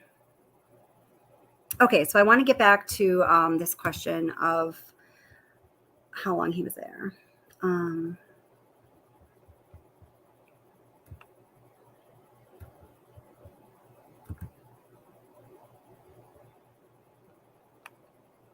Let's see here. What? Oh.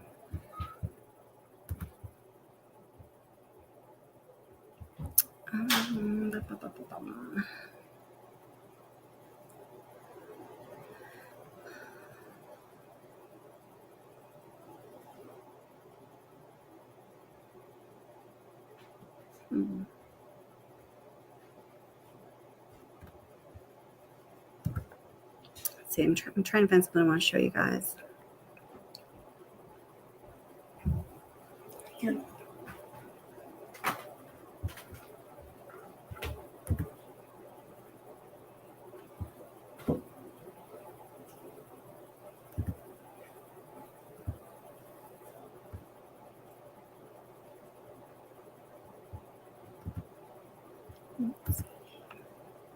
Thank you for bearing with. So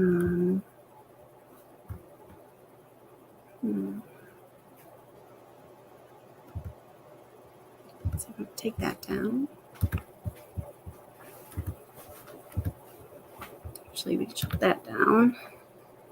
So I'm just shutting down some programs here that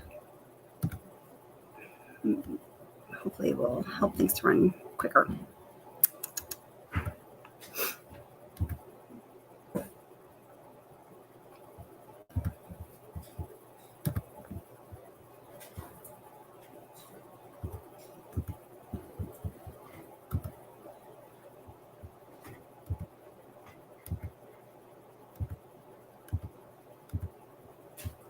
All right, well, I'm going to have to check back for this anyhow. Okay, so so again, looking at this timeline provided from Tony Husky a la Geotab, or the GPS tracking system on Chris Watt's work truck, we see that he arrives at Survey 319 at 6:53 and 57 seconds a.m. For all intents and purposes, guys, let's call that a fair, flat 6:54. And then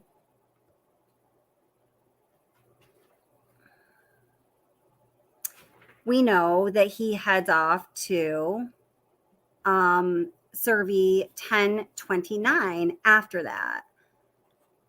So let's see. And that happens at 9:30 and 48 seconds. So that's over 2.5 hours. So I think that this is where we need to look at the supplementary information that's available and say, whoa, well, like, what was he doing during that time? So let's now turn to the discovery.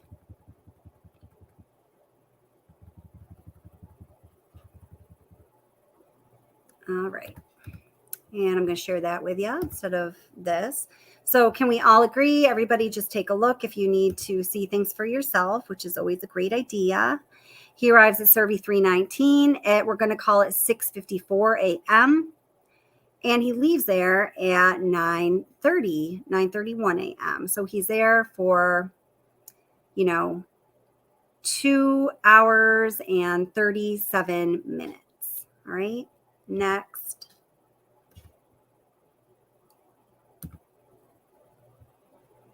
Let me take this down.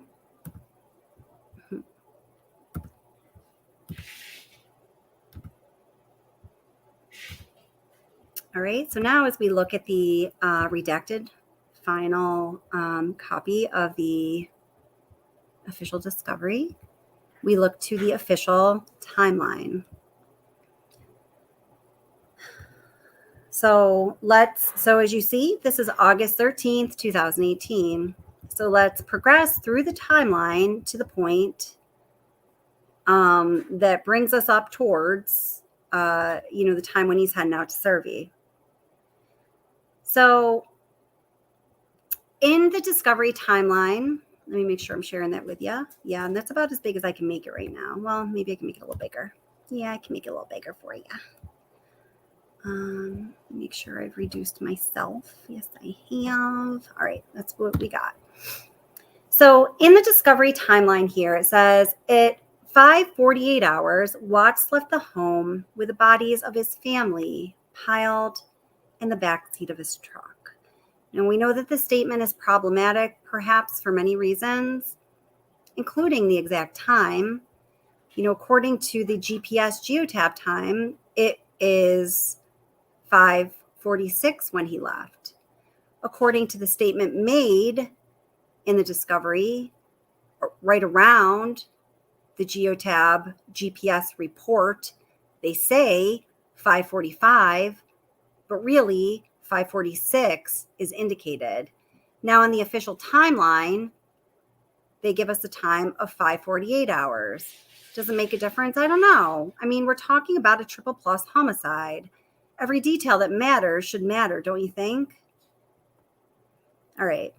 So now we see at 6:29 to 6:30 a.m., Watts made 3 unanswered calls to Roberts. Anyone nervous? Now that lines up. All the information, the metadata there lines up. Now at 6:31 a.m., Watts sends a message asking Roberts, where you at? Anyone nervous? At 6:32 a.m., Roberts replies and he says, just got fuel in Kersey. At 6:32 a.m., Watts made an unanswered call to Roberts. Now, people ask, and I ask, okay, so he's making these calls to his coworker. Supposedly, this is during the time when he should be in transit to Servi 319, because we see that he left around 5:48 and he arrived at 6:54. So why didn't Geotab pick that up? So at 6:33 a.m., Watts responded with 2 messages to Roberts. Okay, I'm in Servi. Where are you going first? Although he wasn't there yet, apparently. At 6:33, Roberts answered, DPC State, and Watts replies with a thumbs up emoji. At 6:35, Roberts advised, I need to call Chad and see if he plans on still stroking the 1029 out there to see if it'll pump up. If so, I'll have to meet him, or he will have to get the cannon plugs from Tony, okay? And then Watts responds right there after, okay, let me know before I leave here. It's 6:38 a.m. Roberts added, I think he, referring to Chad, might be heading out there today. Phone was breaking up pretty bad. And that's probably when Chris Watts poops himself. At 6:39 a.m., Watts says, likely fearing, I'm sorry. The data forensics person comments, likely fearing another employee may show up at 3:19 while he was disposing of the bodies. Watts made an unanswered call to Chad McNeil. That's my commentator voice. At 6:41 a.m., Watts followed up with a message asking McNeil, you headed out to Survey? I'm out here. Cody said something about pumping up to 1029.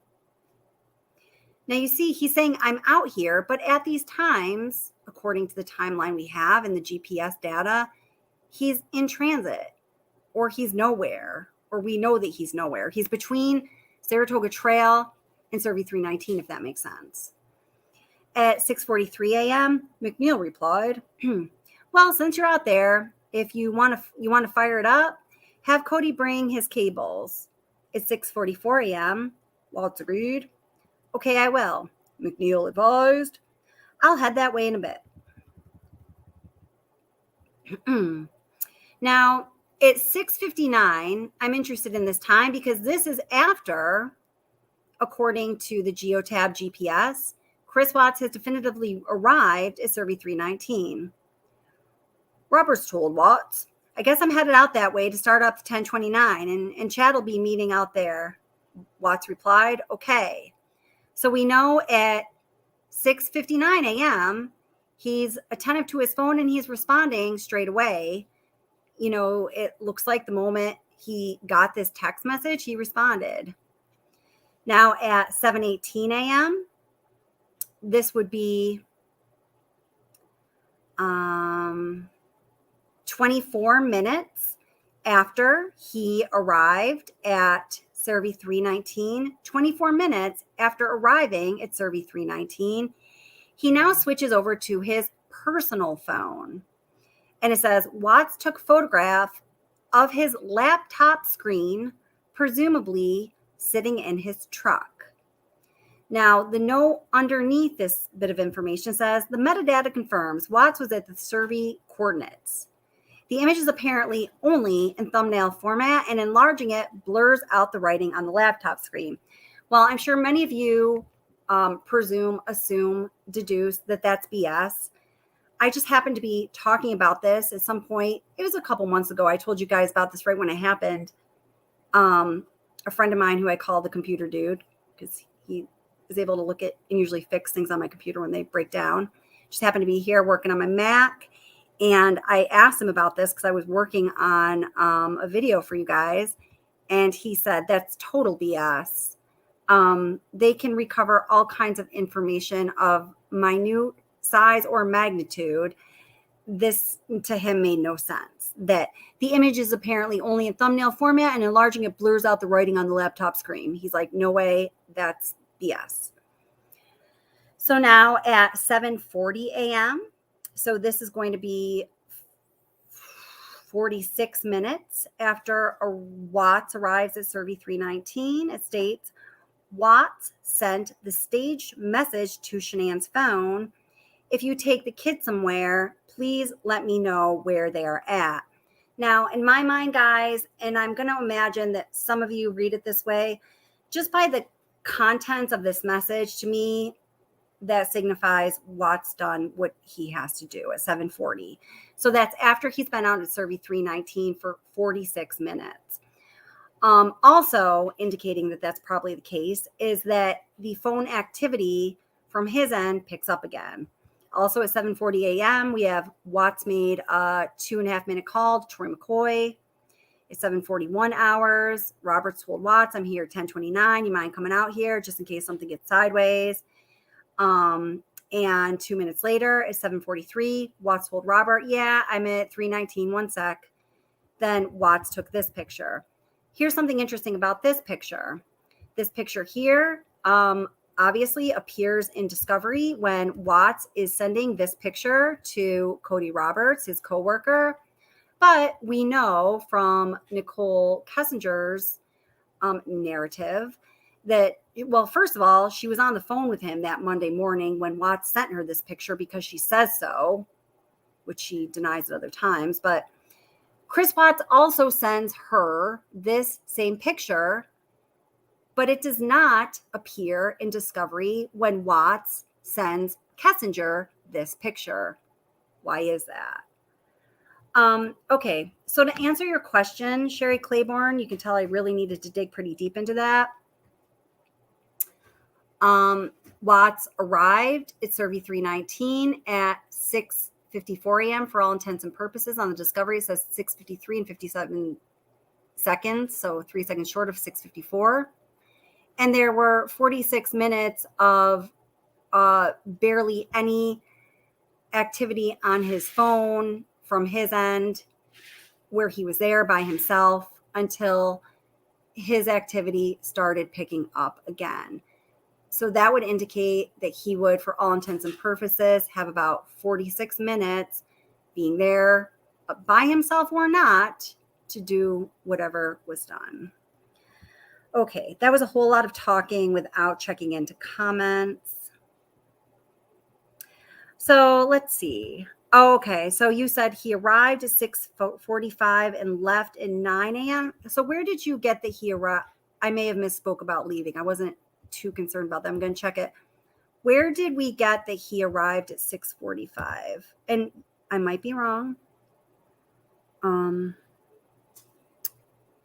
Yeah, so when we're looking at, well, let me do the math here quick. Yeah, because, okay, let me bring this back here. I'm pretty sure it's 6:53 or 6:54, depending on how you want to call it. But if I'm wrong, I'm happy to be wrong. Please let me know where I would find out that I'm wrong. So this is what I'm looking at here.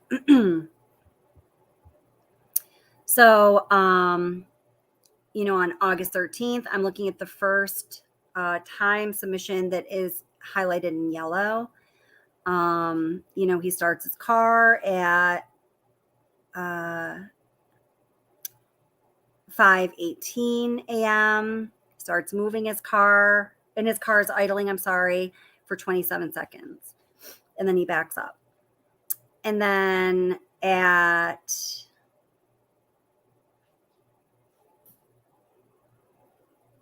not reading that. I'm not seeing how to read that any other way. So I'm underlining it with my cursor here. He arrives in Keensburg at 6:53 and 57 seconds a.m. So that's why I'm calling it 6:54. It says so in the GPS information right here that is itemized. Oops. Okay, so I'm talking center of your screen now, third item down. So we have 4:40 a.m., 5:18 a.m., and then 6:53 a.m., calling it 6:54. So yeah, he arrives at 6:54. And I also believe that he leaves at 9:30, but let's see. Okay. Yeah, so I feel pretty confident in that. Discovery, page 527. Well, if it says otherwise in the discovery on page 527, I'm going to have to say that was recorded incorrectly, unfortunately. That happens many a time because we're looking at the straight up GPS information right there. So let's see what it says here. And thank you, Ara. I appreciate that. It's whether or not that's me being wrong or it's an inconsistency in discovery. Well, for the purpose of this live stream, both are important because if I'm wrong, I certainly want to be made right. If it's another error in discovery, well, hey, look at that, It's much better that I'm wrong than discovery is wrong. But unfortunately, it happens all the time. So I'm going back just a little bit because I'm trying to see how they are using time here. Are they estimating time? Are they being precise in time? That's why I'm going back a few pages because depending on what you're looking at, you're going to find different things. So what we're looking at here, first of all, is we need to find out what we're looking at here because that's important too. So we have to go up to the beginning of the supplement and find out what it is we're looking at that we're referencing on this page. And the only way I'm willing to do it is this painstaking way because to ensure accuracy. Okay. So what we're looking at is, I'm going to zoom out a little bit so I can read it. Okay.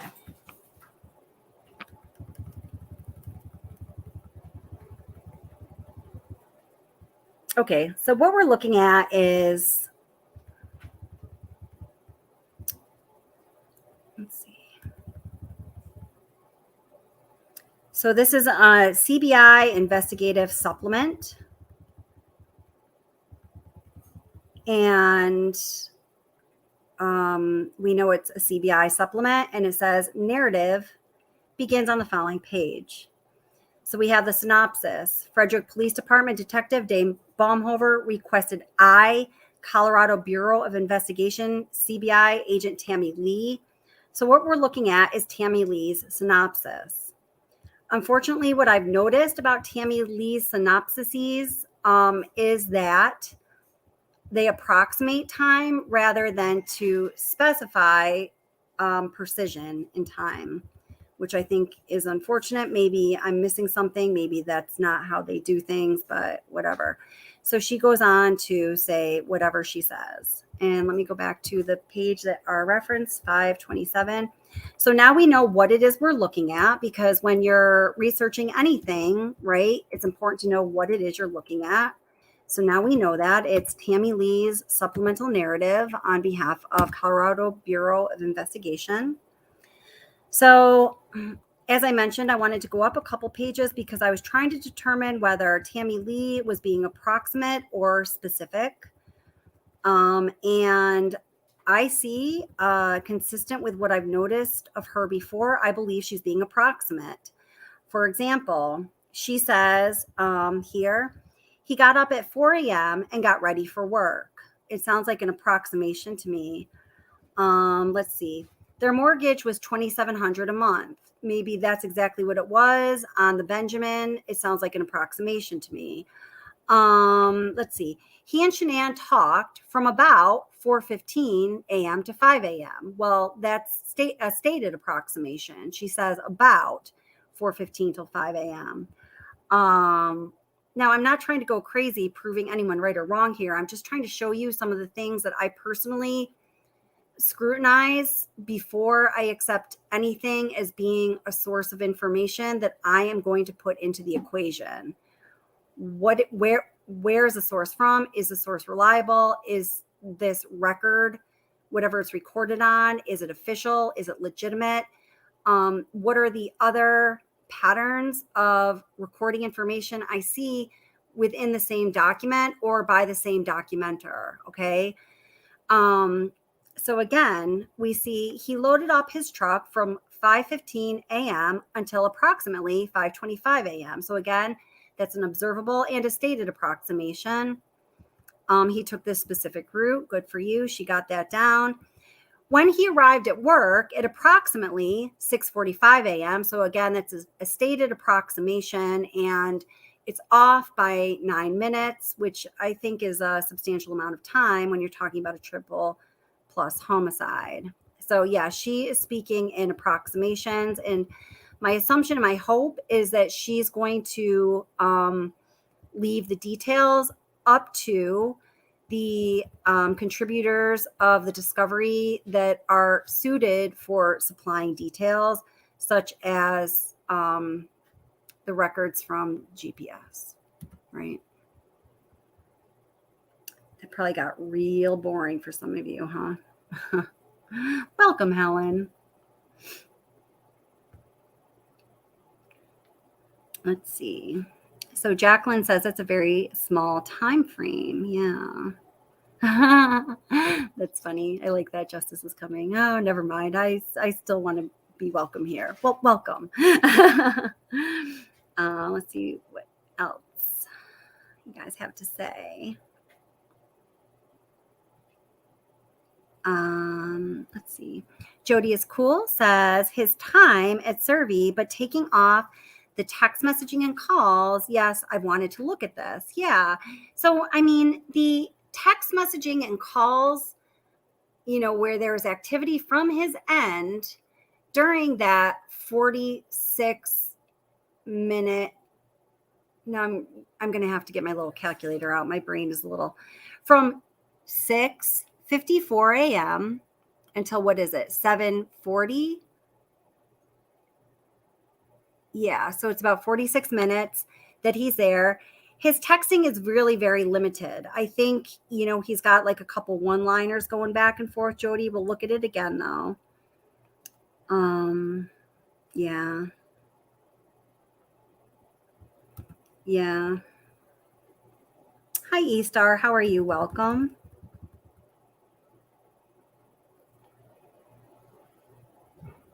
Huh. Yeah. Let's see.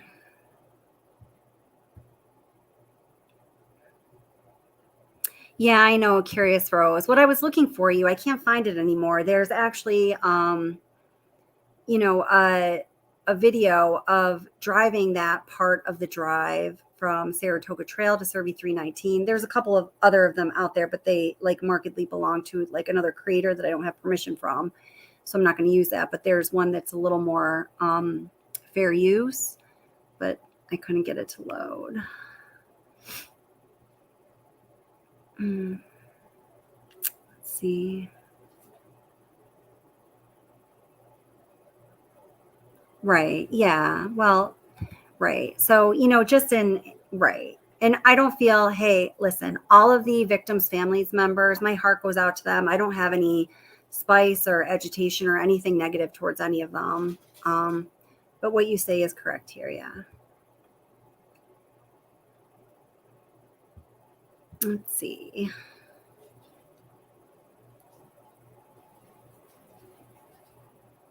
Yeah. Oh, yeah. Thank you, Joan. Please do hit the thumbs up if you don't mind. I appreciate the support. It helps the channel. Oh, wow. I'm really far back. I got to get up with current times, guys.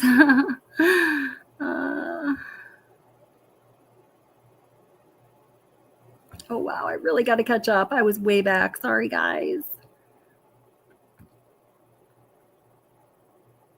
Hi, Sarah. How are you?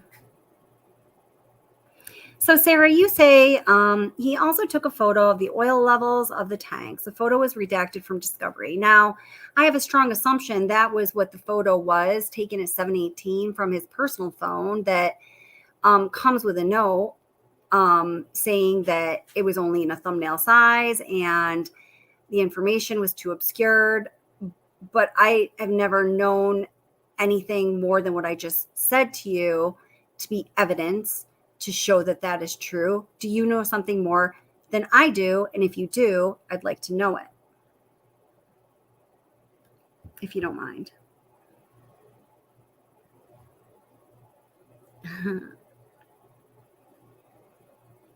Yes. Let's see. Oh, I just want to say to you, Ara, I was not like when I was going at that, I was not trying to prove you wrong by any means. Sometimes I do certainly misspeak or I misread or I mix things up, but it was just a good example just to share with people like everything that's going on in my thought process as far as scrutinizing information before I even consider it as impacting my analysis of anything when it comes to true crime or really anything else.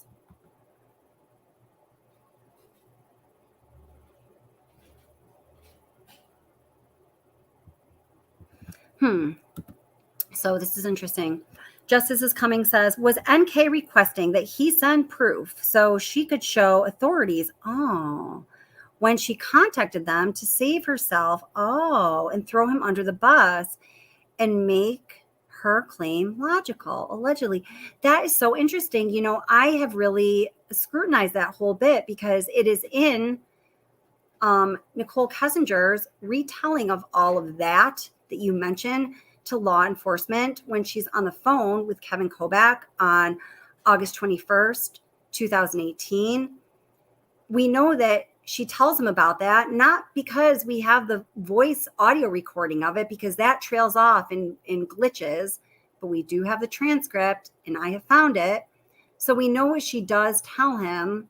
I had never once considered that she was possibly, setting that up. And I don't know if I think that by any means, but it is definitely something to consider. And it's a very interesting question that you raise.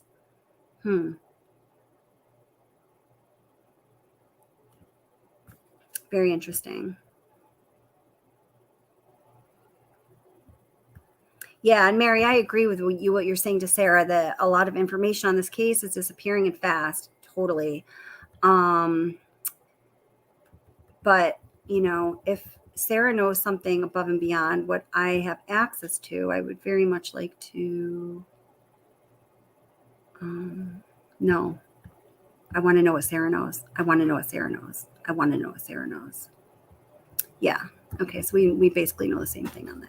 Okay.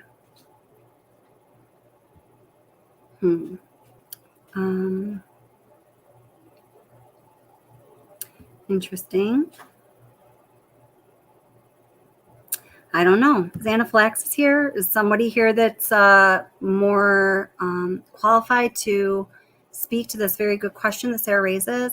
You only redact if there's a criminal investigation ongoing, in my opinion. Well, at some point there was. So, yeah, I really took your question and ran with it. Sherry, hope you don't mind. It was a good question, though. Let's see. Hi, Diane. How are you? The question above says the times. All right. What are you talking about, girl? Throw me another bone. And welcome. I love it when some of the people just sit back and watch, throw me these little bones because they can't help themselves. I need a little more. I'm not sure what you're talking about.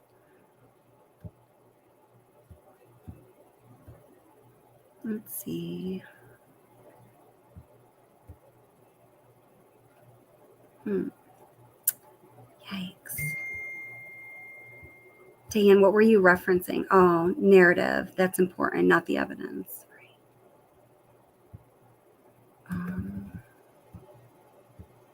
I don't know why I have to read everything you said, Diane. Say more. For some reason, I'm being drawn to what you're saying. Let's see.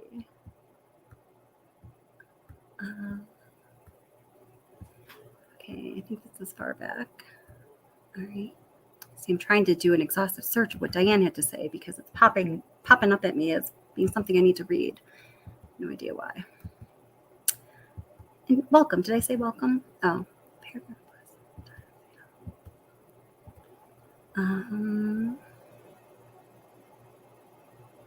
Yeah, quite possibly.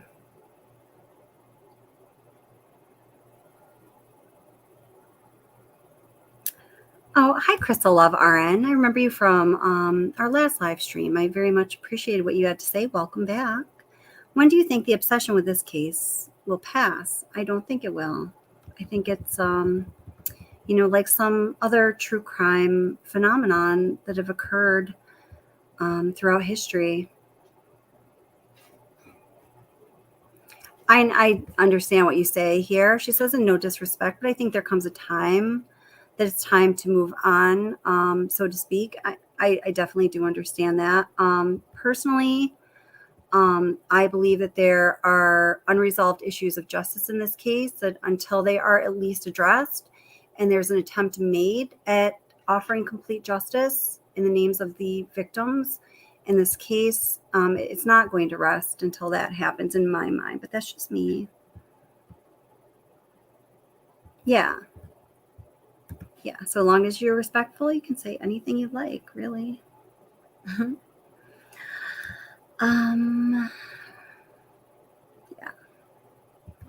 Thank you, Crystal RN. I appreciate that. Thank you very much and welcome. Yes.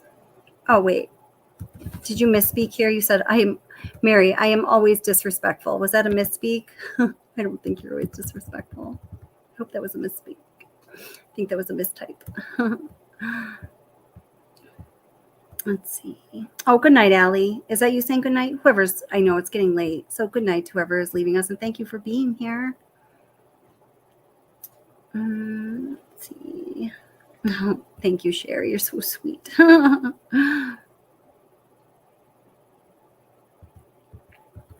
Yes, and I would like to point out, don't know if you were here or not, Jody is cool. I made a point of singing the praises of Shanann earlier because someone brought something up. I don't want to get off track here, but she definitely deserved it. And there is often, it's often an appropriate time to sing the praises of Shanann because she was a wonderful person in a number of ways. Oh man, Rosie, oh, get some rest, girl.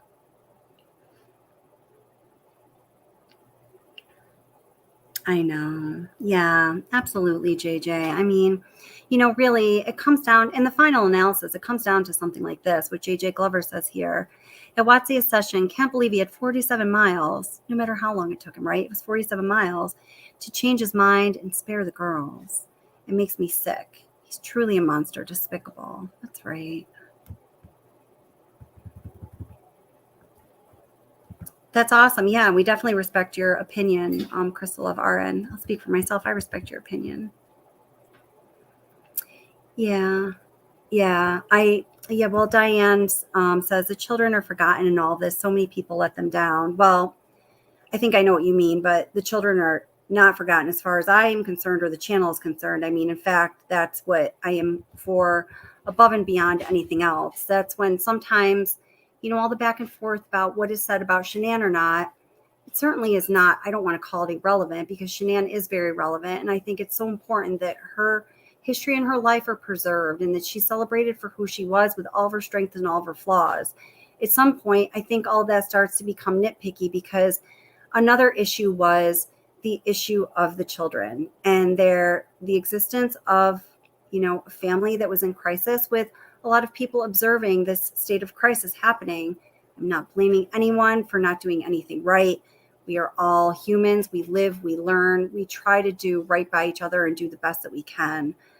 I think at the very least, what this story does is to provide an example of how we can strive to be our best when it comes to looking out for one another and helping one another when we ourselves or someone else is in a state of crisis. I mean, this is possible. Sherry says, hey, what's the obsession? Could he have loaded Shanann up in the bed of the truck? I mean, that's very possible. Certainly, with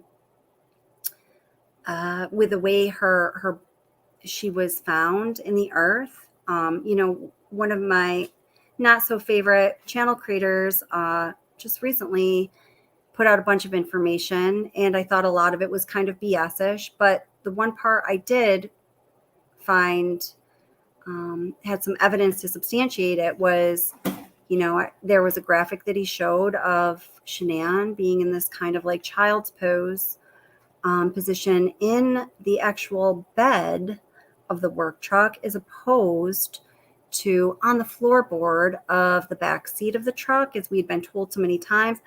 I think that is something to consider.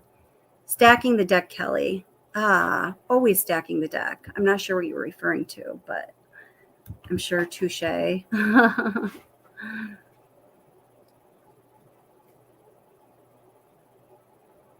Yeah. Curious Rose is, she's long time been in practice as a trauma nurse, and I never do her professional credentials, I think, justice when I say it, but she is a trusted resource of this channel. She's earned my trust, she's earned our trust, and she's proven herself to be accurate, factual, and truthful time and time again. So that's our girl, Curious Rose. Oh. Now, Sarah says, can't answer when your mod puts me in timeout. please do keep in mind, it's happened to me on other channels. In fact, I still can't figure out why. To me, it looks like I'm blocked on a Curious Roses channel. You know, sometimes maybe they mean to put you who are listening in timeout. Other times it can be an accident. So don't get too spicy about it. Things have been a little busy lately. So, you know. Yeah, so Crystal Love RN says, my observation is Chris Watts is slow. So and this is within my professional scope, and some other people who have similar professional background as myself think that it's possible that he is on the autism Asperger's spectrum. Let's see.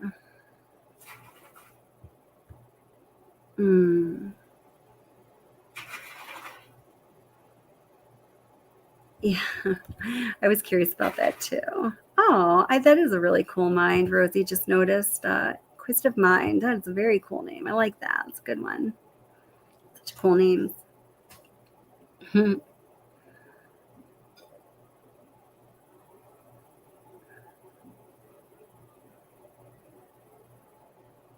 Let's see.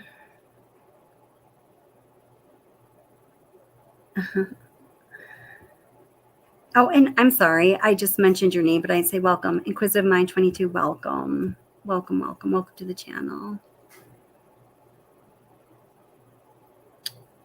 Let's see. Yeah, Elizabeth Bridges says, in regards to what I just said about the possibility of Shanann being in the bed of the truck, he had trouble finding space for the gas can. I doubt it. Well, who knows why he did. I mean, possibly, you know, I think it's a possibility that I think it's worth, in my opinion, I think it's worth looking a little further into. Oh, I love the 80s. Hi, by the way, nice to see you here. You just snuck out of the rafters. I love the 80s. Says, I'm a behavioral health nurse manager. You know, I've had several different conversations with people. I find it really interesting that, you know, I think it is something special, this channel. Maybe it's, you know, what myself and the people that come on as guests or the moderators, all of you guys, we tend to attract a lot of people in the nursing profession, in the mental health profession, in the behavioral health profession, in the special education health profession. I think that's really super interesting. I always love to know what you guys do. That's great. And whether you know, are in a profession, one of those things I mentioned, or otherwise, or maybe you have no profession right now, or maybe you're a homemaker. I don't care. Whatever it is.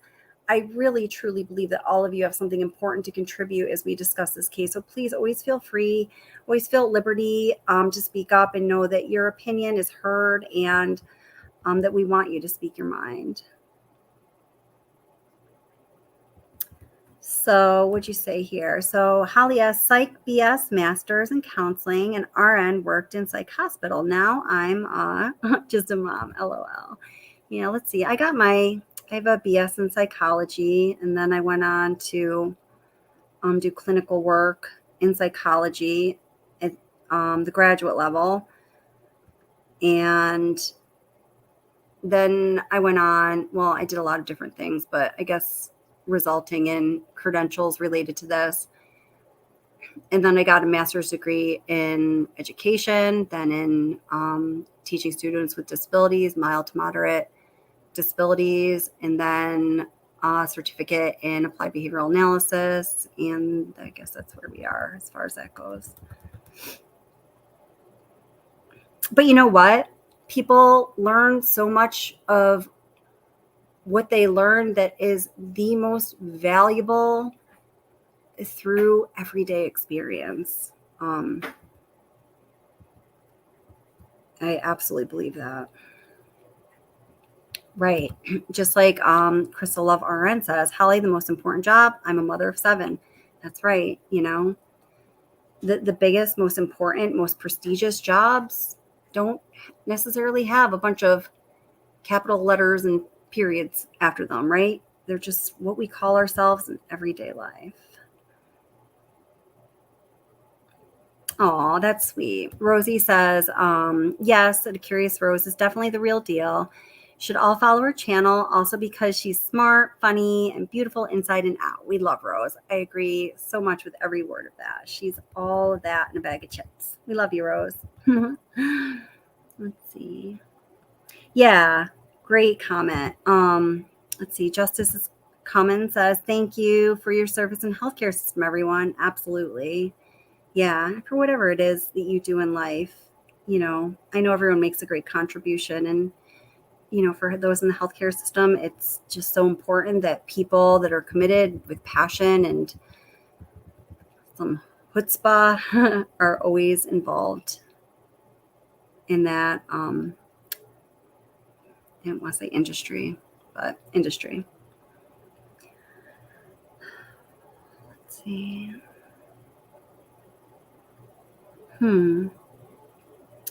Yeah. So Jacqueline here says, well, I never thought for once about the autism aspect when it comes to Chris. That would actually make a lot of sense and explain a lot of his inability to understand social cues. So just coming from my perspective, and I do work with people with autism, people on the spectrum every day, day after day, and I love them, and they're remarkable. But, as I've just been observing this case going down and have, watched the footage that's out there to watch and have read about it, in my mind, that's always just kind of been an assumption that Chris was somewhere on that spectrum.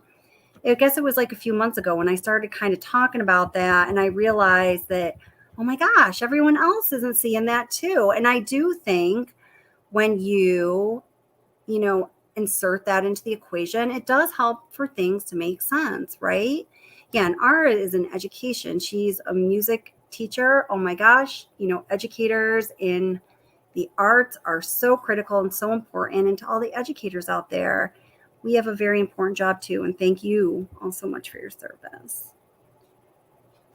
Yeah, I love the 80s. It is really cool to hear about everyone's jobs. Yeah, I think it's very cool. Oh.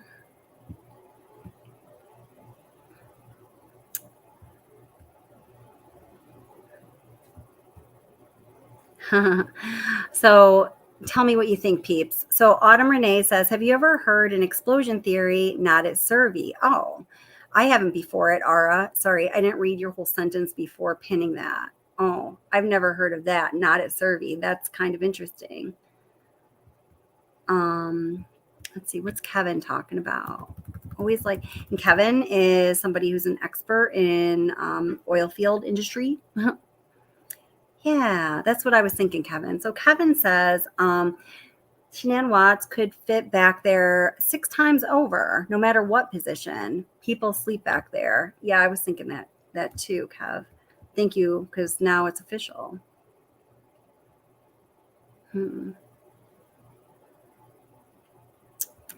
Yeah, so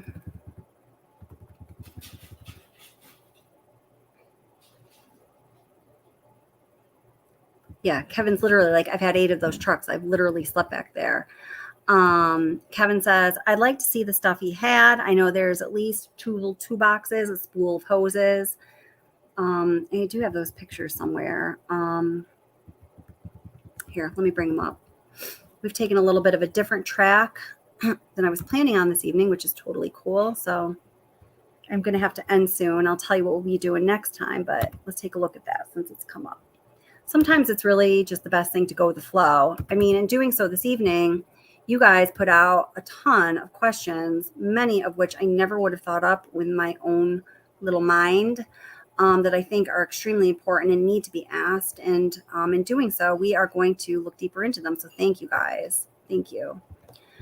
All right. So this is what I got, Kev. Let's see here. Oh my gosh, just I'm pulling this up. Now I'm looking at the health data. There's just so much freaking information. I'm looking at a floor that was in Australia and was also in Australia when it was supposed to be in the United States, but whoop, we won't go there. All right. Okay.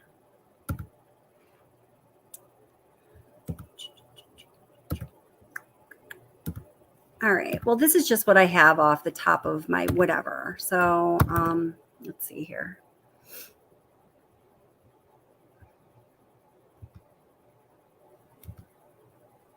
So let's look at the series of photos I have. So this is of, just dipshit. I'm sure kids are asleep now. Dipshit rolling up. Officers are waiting for him. Everyone's waiting for him. He's taking his time, stopping at Black Mesa Road, as we know, which unfortunately we didn't get to recover any of the evidence he dumped there because, for whatever reason.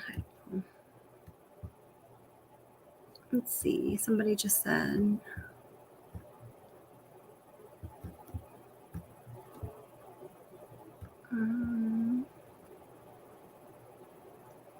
Somebody just said something like we're saying they're a mom or something. I'm sorry. I wanted to pin it, but I'm sorry if you contributed to the conversation in that way and I didn't pin it.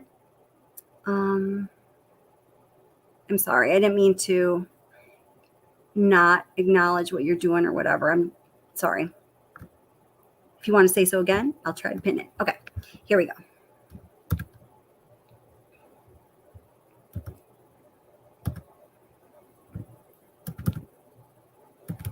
All right.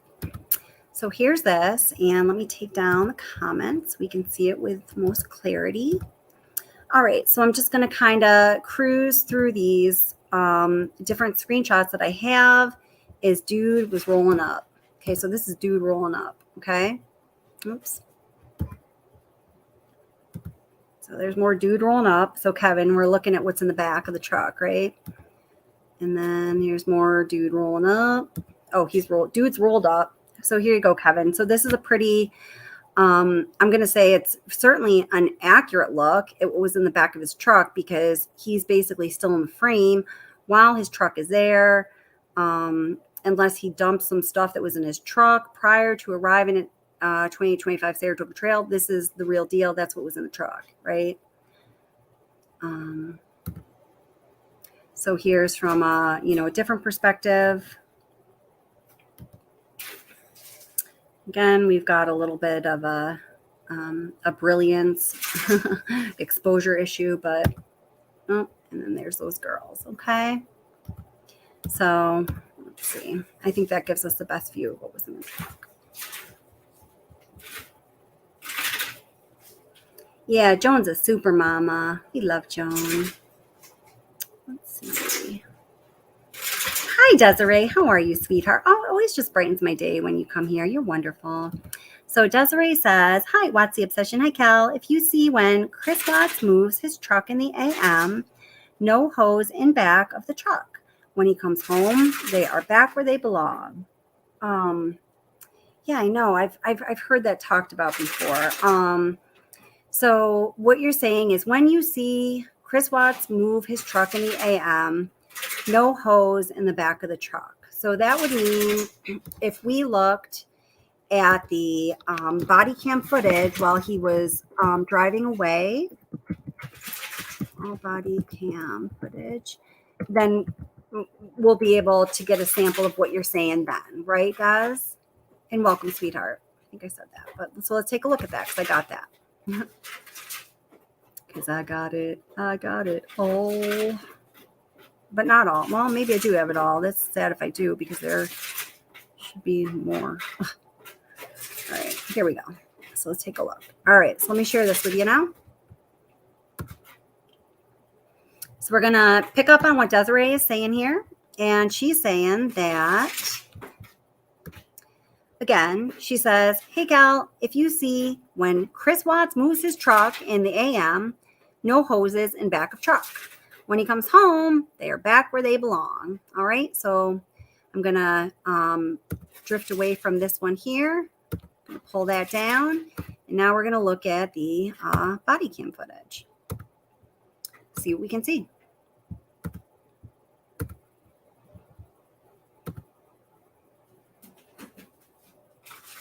All right.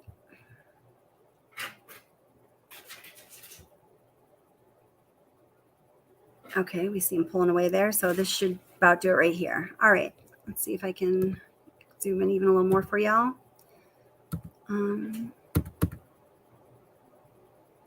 Not really though.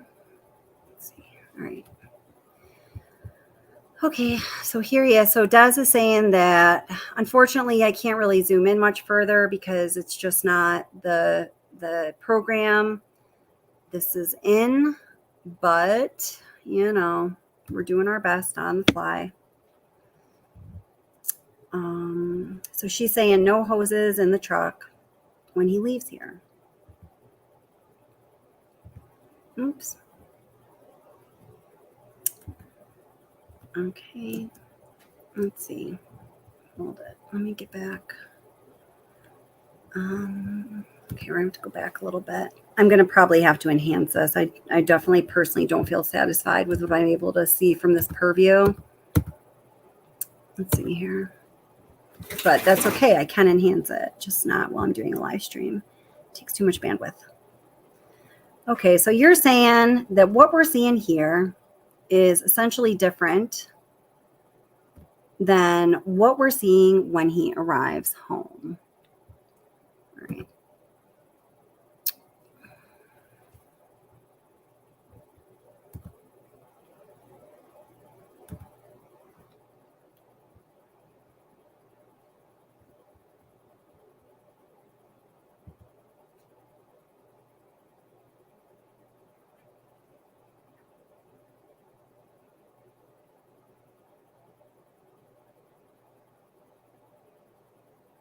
He should be moving soon here, I think. Let's see.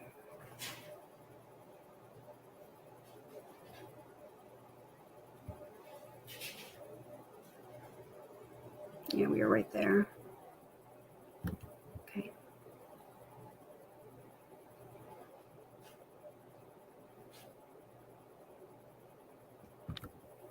Okay. Okay. So I see those toolboxes. I don't know, girl. I feel like I see the hoses, but what do you guys think? To make that call for myself, I'm definitely going to need to enhance that. So thank you, though. I mean, that's definitely something to consider, Des, regardless of what my measly opinion is on it. You know, I think it's an issue that we should look at. Let's see here.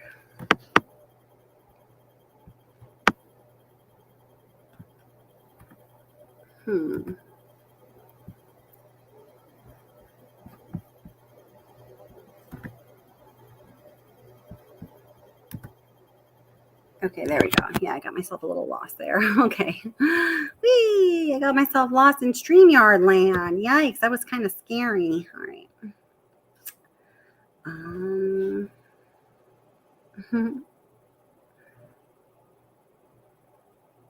Let's see.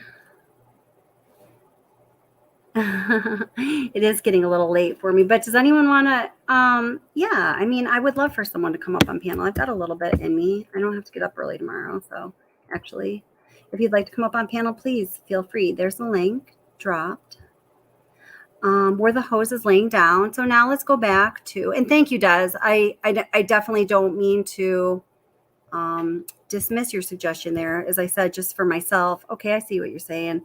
I just need to look further into it. So now I'm going to share again the picture of when he returns home. And you'll see. And I'll tell you what Des says in just a minute because I can only do one thing at a time, friends. So there's that. Okay. And then Desiree says, what did Des say? She says, they are not there when he leaves in the AM unless he had them flat instead of setting up. Check later. They've been moved. Okay, I definitely will do that. Thank you. Thank you for the tip, Desiree. That's awesome. Thank you. I'm gonna look at it a little more closely for sure.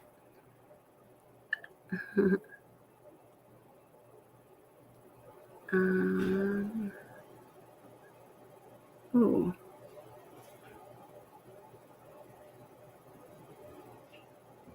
Oh, that's kind of, I've never heard of that one.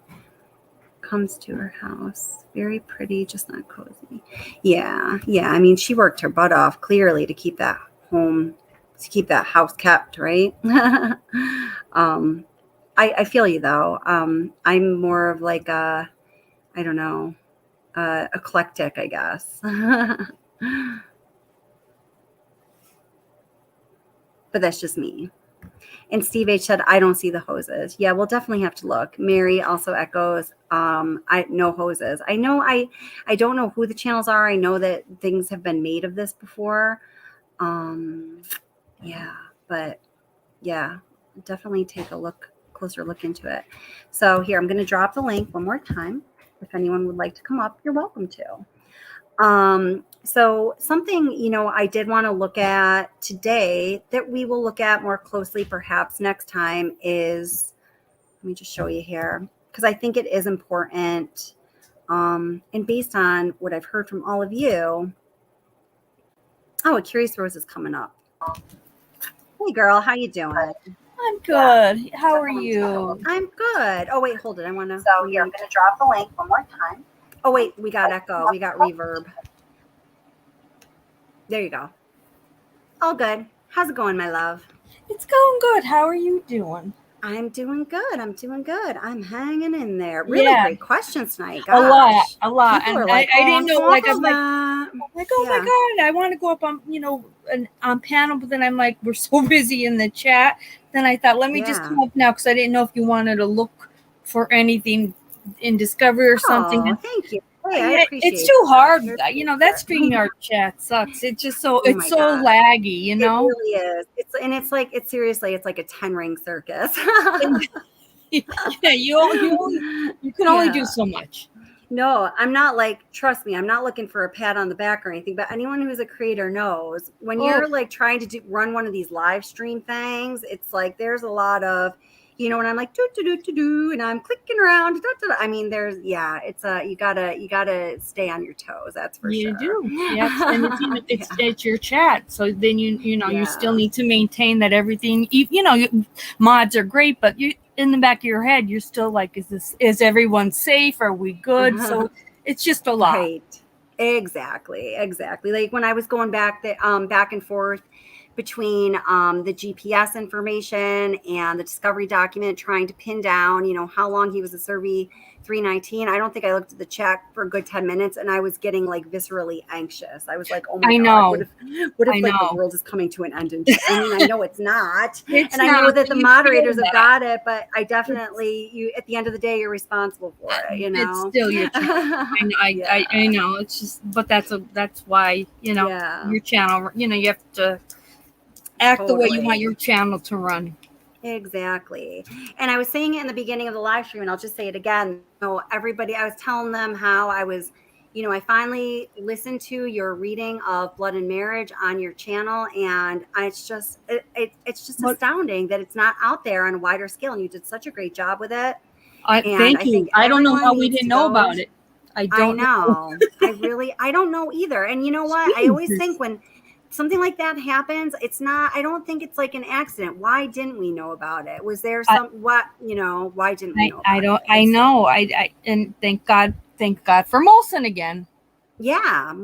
For telling me. That's why he has his own jingle. I know. So he's wonderful. So, yeah, she is something else, that writer. Her insight, really every comment I got, I astounded me, because people just I'm walking away with a different look on it. Yeah. I really love the way the author presented it.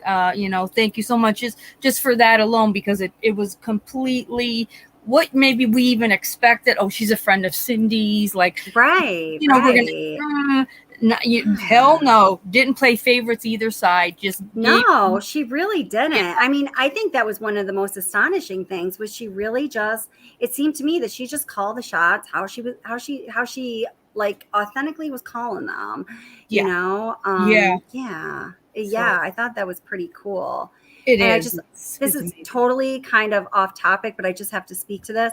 Vicky S says, my house is in the LA area. Ooh, posh. It's probably smaller than her garage, but costs more. Girl, I'm just talking from upstate New York to the, Center City, Philadelphia area. And we all know Philly ain't no LA, right? But when my condo in Philadelphia, I mean, the monthly rent and the overall total worth of the property, and we're talking, it was a really small condo, was a lot more than my very big house in upstate New York. It's just amazing how property value, not way more, but enough more. It's amazing how property value changes like that. What do they say in real estate? Location, location, location, right? Yeah. True. It's so very much about that. I don't know why I just picked up on that and I had to shout that out. Yeah, I agree. Yeah. Oh, Inquisitive Mind 2022. Thank you very much for the super sticker, super chat. Thank you very much. I appreciate that. Thank you so much for your support. That is so nice. It was such a great name. I was got so caught up on the great name earlier. I think I was like, oh, I forgot to say welcome. Yeah, right. Autumn Renee had asked, is she the author that used to be on CK's channel? She was the author who initially was beginning to write All My Broken Pieces with Cindy Watts, and that didn't go so well. She gave them a rough draft to review, and that was leaked to YouTube. So from there, this author took control of where she was going to go with the book and did an entirely different book, which is still Cindy's perspective, but also hers.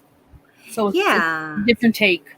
I was saying to them earlier, is this the conclusion that we came to when we were on the phone earlier, that basically All My Broken Pieces is encompassed in the first few chapters of Blood and Marriage? Is that a correct statement? She says, I'm going to just totally take, and I forget whether it was one or two, whatever, straight from Broken Pieces, because it was my writing anyway. She said, I wrote it all anyway, and it does sum up what I want to begin with, which was kind of like the summarization of the beginning. So yeah.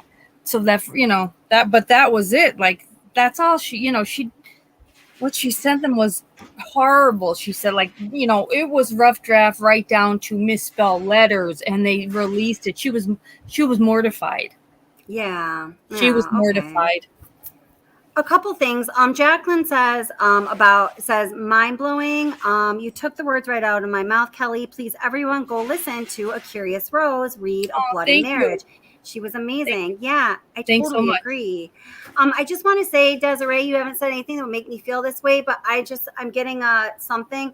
Are you all good, Desiree, girl? If you need anything, please email me. I'm just putting my email here. I know you have it, I think, but in the chat, I don't know why. I just felt like I had to put that out to you. So that's all.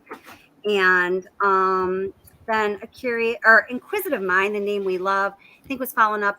I'm not sure it was supposed to be a super chat, but says, keep up the good work. Thumbs up, hearts. Thank you so much. I really appreciate your support. Thank you. It means a lot. Thank you so much. Yeah. Yes. Yeah. And then Rosie also says about that book, she says, that is a phenomenal book, as I again urge everyone interested in the case to subscribe to Rose's channel. Ding, ding, ding. Absolutely. Name the same as her screen name. Dive into it. It's mind-blowing and so well written. I totally agree with you, Rosie. Absolutely. 100%. Yeah. So well written. Just really interesting. And it is nice when you have someone else reading it and you can just kind of lay your phone down by your bed and listen. I enjoy that. So I really did like reading for everyone. I didn't, I didn't know what to really expect. And I knew, this is, like I said, before I really got into it with everyone, I had already read it. I knew I loved it. That's just me. Everyone else, you still don't know. So it was a great book. Right from the get-go, just really positive feedback. So we, when I spoke to you then about him, like, at least we know, when you're on the right track to at least bring something that your channel will enjoy. Yeah, totally. And then Vicky S also says, I love how the author gives her own perspective, which can be spot on, sad at points, and then hysterically funny at others. Really well said. I agree with that, Vicky. Yes, absolutely. Yeah. I think, thank 100%. God for her. If we didn't, we had her perspective, which is where we really did either laugh like fools, like ridiculous fools, or cry. Yeah, Or cried. that's right. So And then I just gotta say, damn, girl, Crystal Love RN says, I live in a 6,000 square foot house. Oh my God, can't wait to move into a 2,000 square foot house. Girl, what you be nursing in? That's a big house. Holy cow, 6,000 square foot. That's a really big house. That'd be a really big house. Oof. And then what somebody else says here, I love we're all sharing our square footage. Jacqueline says, I currently live in a 1,000 square foot home with 4 people and 2 pets. We're very close. I am glad you're very close, girl. And I hope you love each other a lot. Yeah. Close, nice and snuggly. That's so a good funny. thing. Oh, thank you, Yeah. Autumn Renee. That's awesome. She said that you're enjoying it. So do your subscribers. Yeah. Oh, and I told Kelly's aware, Totally. and I asked her if this Bye, is TC, okay. by the way. Yeah, go ahead. Yeah, right. On Thursday, I'm gonna do a live, probably about 9 p.m. But it's definitely exciting. It's anybody that has been following, and reading along with me.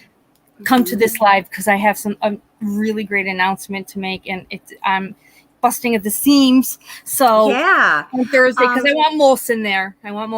But yeah. it's fantastic. It's fantastic. So Definitely. it'll be great. It'll be great. So Thursday night, I'll put a notification out in the morning. This way, you guys know, and we'll have more fun.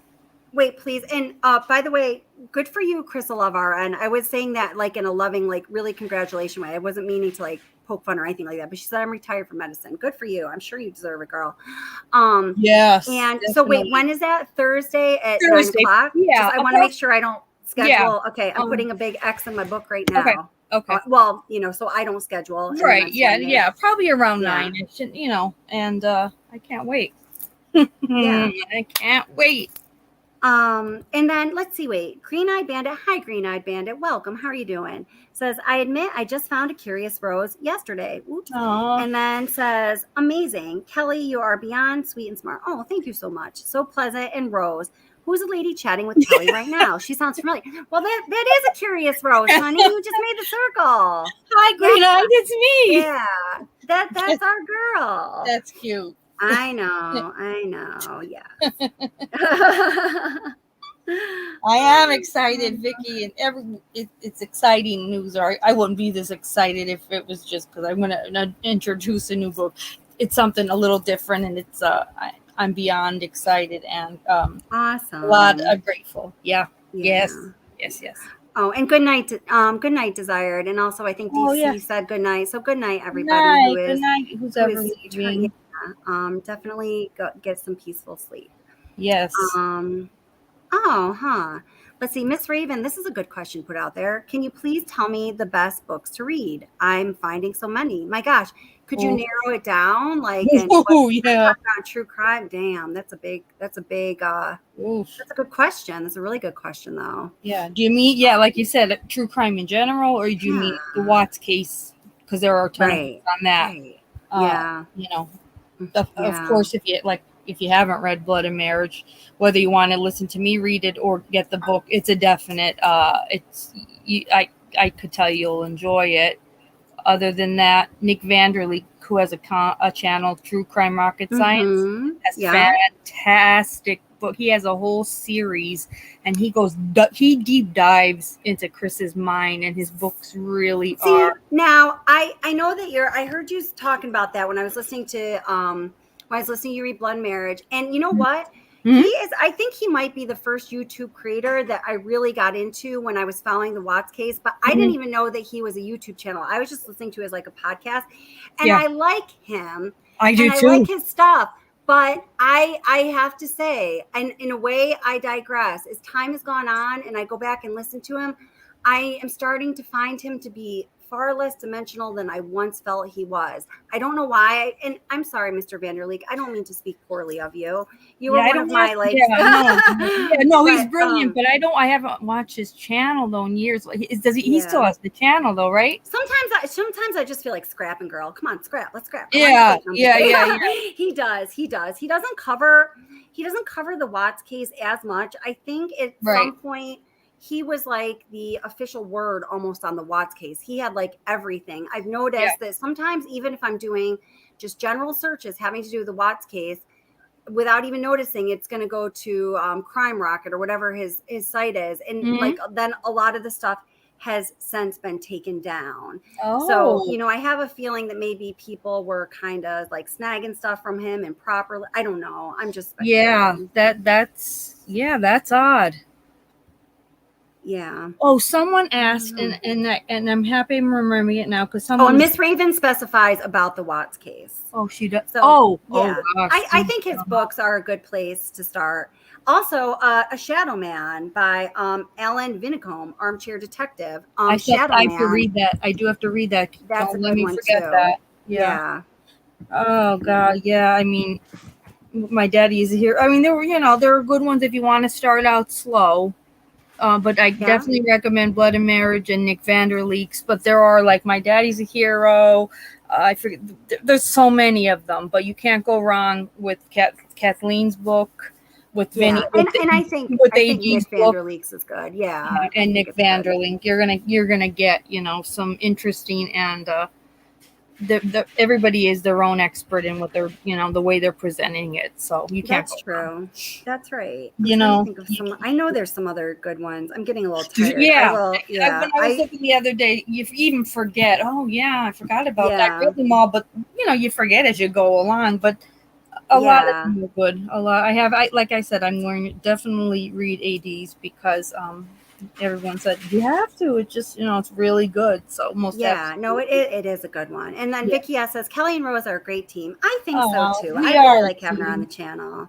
I love it. And we've from that is a wonderful friendship. So I'm really grateful. To say I'm grateful to you too, but I am.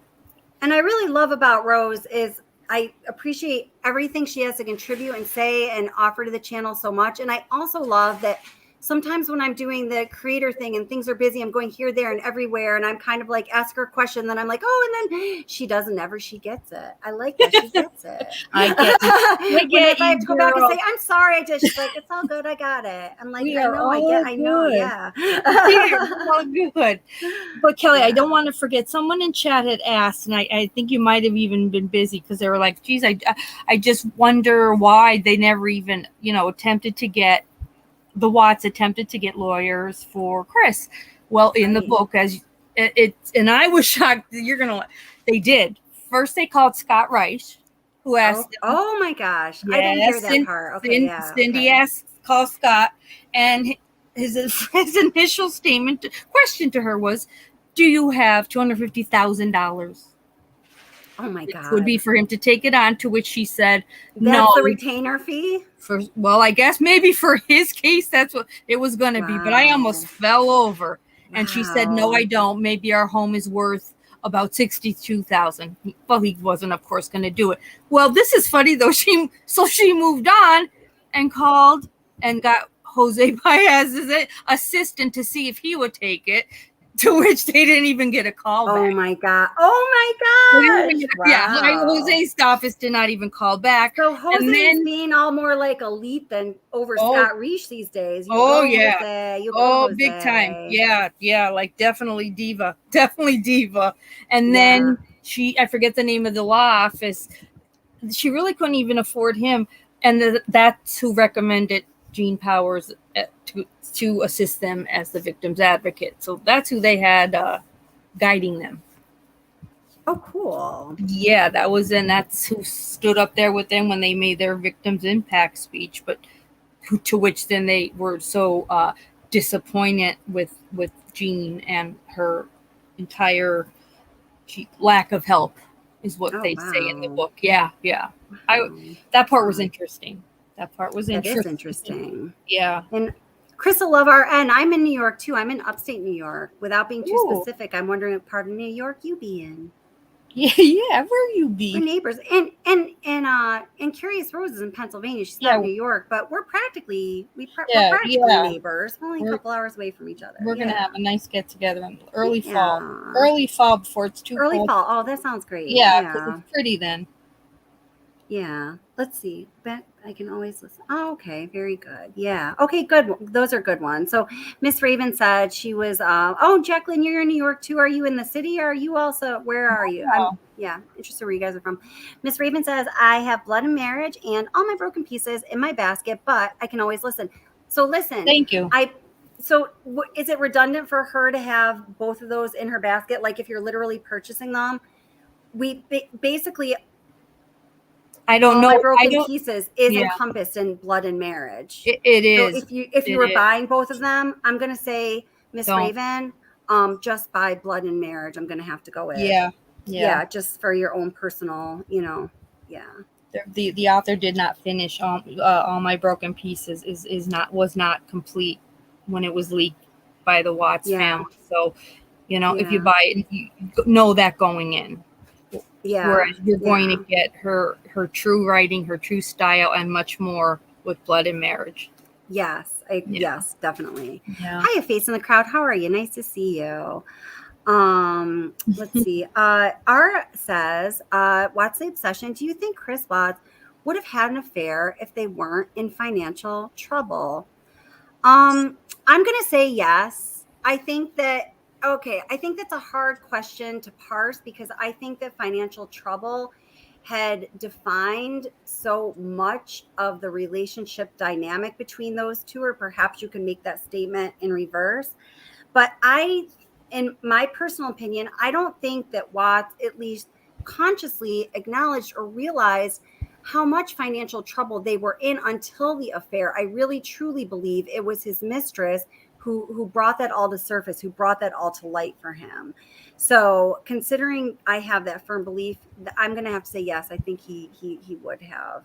Right. Yeah. Right. Yeah. What do you think, Rose? I agree. Now, he does tell them he never knew any of the finances. Shanann handled everything. I did nothing with our money. She handled everything. But when you read the book, part of their bankruptcy and getting back on track was that every month, because it was Chris on the loan, it was Chris that had to actually call the bank and speak with whoever their contact person was to ensure the money was put in each month into the mortgage. So that was part of like a program that when you do file bankruptcy, it's getting you back the on terms track. of bankruptcy. Yeah, Okay. And it couldn't be her. It had to be him because it was his name on the loan. And I forget how long, but it was quite a while he had to do that. Okay. So he did know at least that aspect of it. Oh, hey, Jacqueline, we're neighbors for real. I'm close to by you. I'm not gonna say more than that, but we're close to each other, Jacqueline. Sorry, but that's really interesting. Now, where did you hear that, Rose? That's in the book. That's in the book. Oh, yeah. Okay. Yeah, that's in the book. I have to listen again. I listened to Rose reading most of it. I have to admit, some of it I was like you guys, like you're like, I love listening to your stuff when I'm falling asleep. Some of it was like that late night listening, so I have to catch all those details. Right. So okay, that makes sense. Yeah, it did. My best friend, we well, one of my best friends, I'm going to say, it's not to identify her, but she went through this process of the bankruptcy. She was single. This was a long time ago at this point, but it was really, it was upsetting for her. It's a hard process to go through. So I was kind of just, her shoulder to cry on through it all. And she would have to do these things like make those call in, and she'd be like, I know it sounds so stupid, but doing it myself, I have to muster up so much courage. So I do remember there being some stuff like that. Yeah. Not that exactly. Yeah. Can't let them just, okay, you're clear, and then think that they're just never going, they're going to just do as they should so that it doesn't happen again, to which it did happen again, or they were, that's where they were at the end of the summer, and Chris's fun was ending, and it was going to be back to reality. Yeah, that's right. He didn't want that. Now, hi, Prairie Dust. How are you? Prairie Dust says, we all know that CW likes to communicate through pics. The photo at 1.02 of this video looks like 2 oil tanks, grave and dirt road. I'm just wondering what video you're referring to. That's all. And welcome. How are you doing? So, that's all. Yeah. Wow. Bye, Mrs. O. Always nice to see you here. Thanks for coming by, hanging with us, and supporting the channel. Yeah, So Mrs. O says, have to go, sadly. Thanks so much for a great live, Kelly. Watch the Obsession, mods, and chatters. Yeah. Aw. Yeah. And hi, Lobo. Great to see ya. Well, my Lobo. Hi, buddy. He's the best.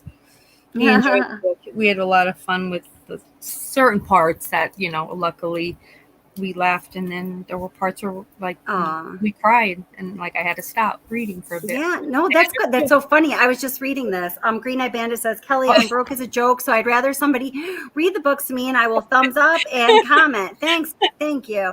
Rose had me laughing through tears in the last couple of days. Aw, I love you, girls. That makes me so happy. Aw, I was just reading that as you were saying that. That's and I just, that's more inspiration to do those read alouds, because that's true. I mean, it gives some people access they wouldn't otherwise have. Thank you for that. That was a really helpful comment. Thank you so much. They made me smile. Yeah. Just remember, if anyone doesn't listen to my videos and they're going to read it, or they start to read my tapes and then they maybe get the book, I don't call him by what the author calls him, but refers to Chris Watts as Pennywise, which is the evil clown from the movie It. I'm scared death. I am scared to the core of clowns, let alone a killer clown who lives in the sewers. So throughout the entire book, she'll say Penny, but you will hear me call him by his name, Chris. So just know that, and just in case you go back and forth, Pennywise is the way the author refers to him. I don't. Because I bad enough. I already have in my head just killer. A Family Annihilator. I didn't need to have that picture of that killer clown in my head. Oh my God! No, but I mean, in addition to all of this, oil tanks and all this, we do not have killer clowns. No, Claire, who lives in the sewers? No. I'm sure Cindy did. I'm sure that may have helped them to. No, we are no longer friends.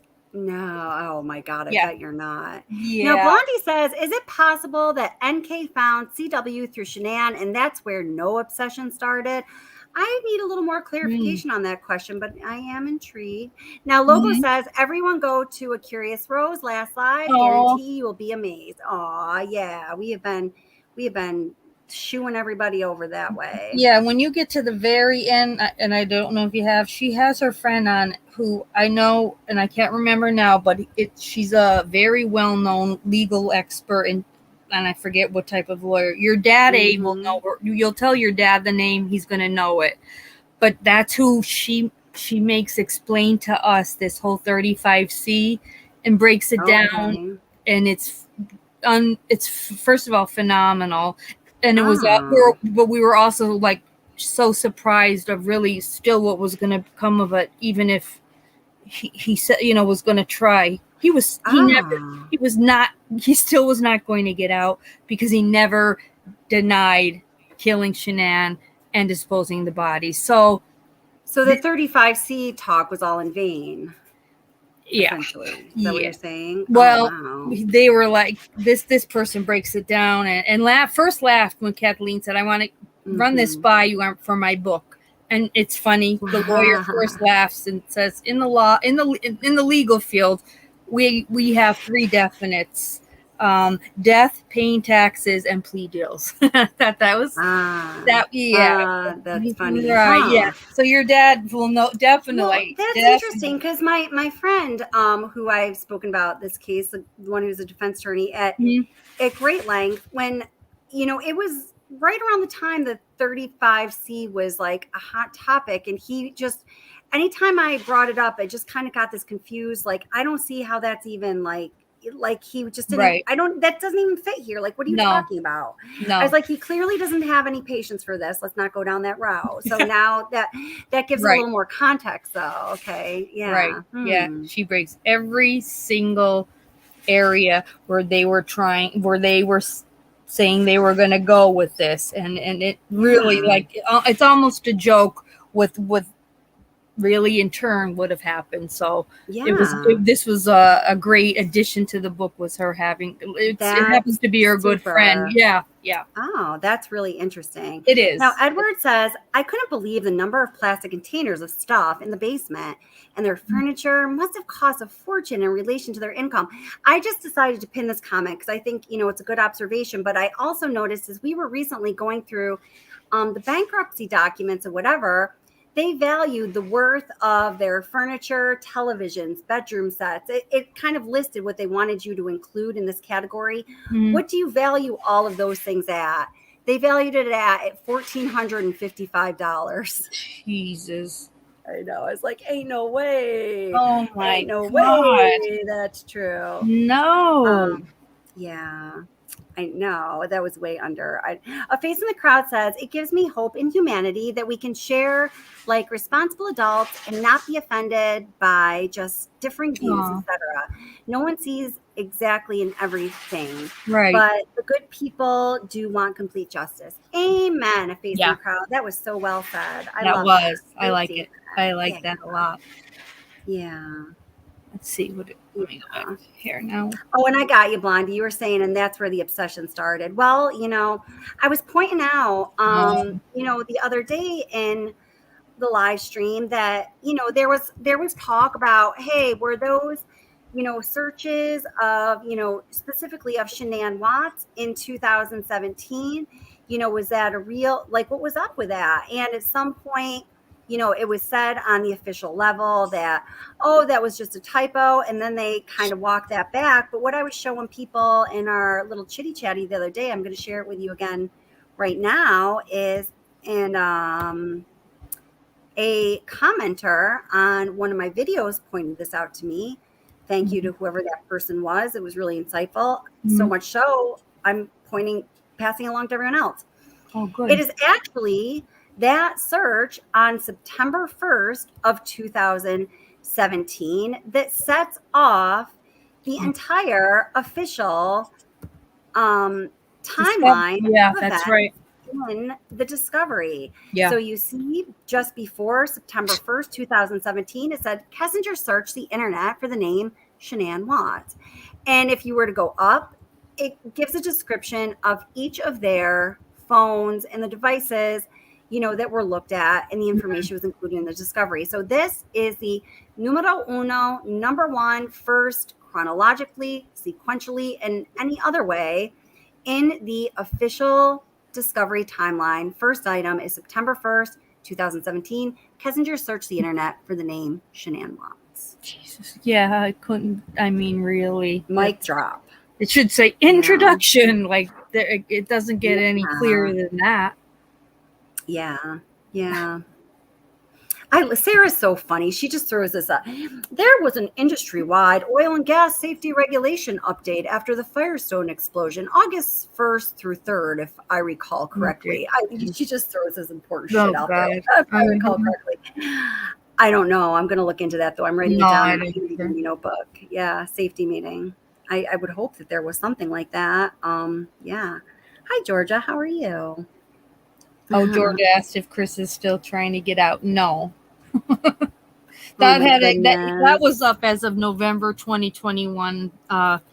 The trying to initiate the 35C. So that unless otherwise, he's not trying. But if something else were to occur and bombshell evidence was to come out, well, that's a different story. But the 35C is no longer eligible for. Yeah. Oh, wow. Uh-huh. Let's see. No food, no cocktails. Green Eye Bandit just says, I hope you all enjoy my humor. Rose had an Aussie friend who comments with LOL about the SWCW wedding. No food, no cocktails, EBA. I laughed my ass off. Eat before arrival. Yeah, the wedding took us back like just. I had to read a portion of again the last night just because. Wow. Just because we had to. Yeah. Bye, Aussie girl, Jen. And Georgia, I feel I don't like my taste isn't in like the cookie cutter houses as they say No, either. I no. got you there. Yeah. He's safer on the Yeah. inside, in my opinion, Ed. Yeah, well, Ed, he probably is. Yeah. He probably is. He has a toilet and a TV in his pod, is what they call it. So he's all right. He's okay. Wow. Yeah. A little change. Oh wait, Rosie. Oh wait, hold it. Let's see. I just lost it there. Where'd it go? Rosie, I wanted to read one of your comments. Where'd it go? So the one about I'll find it. Don't you worry. Changed. Oh yeah. So 1,400 and a little change totally angered me. Kelly, don't like to talk money, but in the late 80s, we furnished 3 levels with less than half that space for 30. That right? I mean, I kept asking when we were doing that, bankruptcy that live stream that was focusing on the bankruptcy, like, do people undervalue things like that in bankruptcy filings? Like that was a gross undervaluation of their assets within the home. Yeah. That makes it. I don't know why they would do that at all. Yeah. Like, wow. That's really downgrading. Yeah. Oh, this is a really big question. Georgia, I hear you, but Oh. I'm actually going to have to wrap up pretty soon because it's getting late. But Georgia asked, does anyone agree with me that Chris's upbringing explains a lot of why he is and what he did?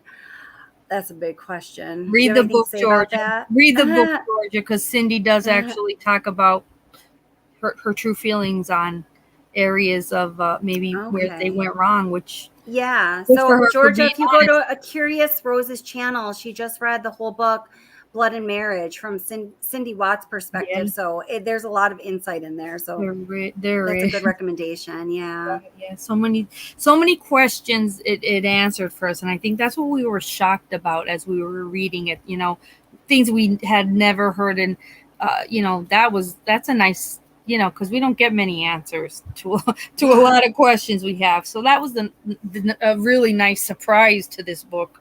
Yeah, totally. So listen, guys, I think I'm going to have to start to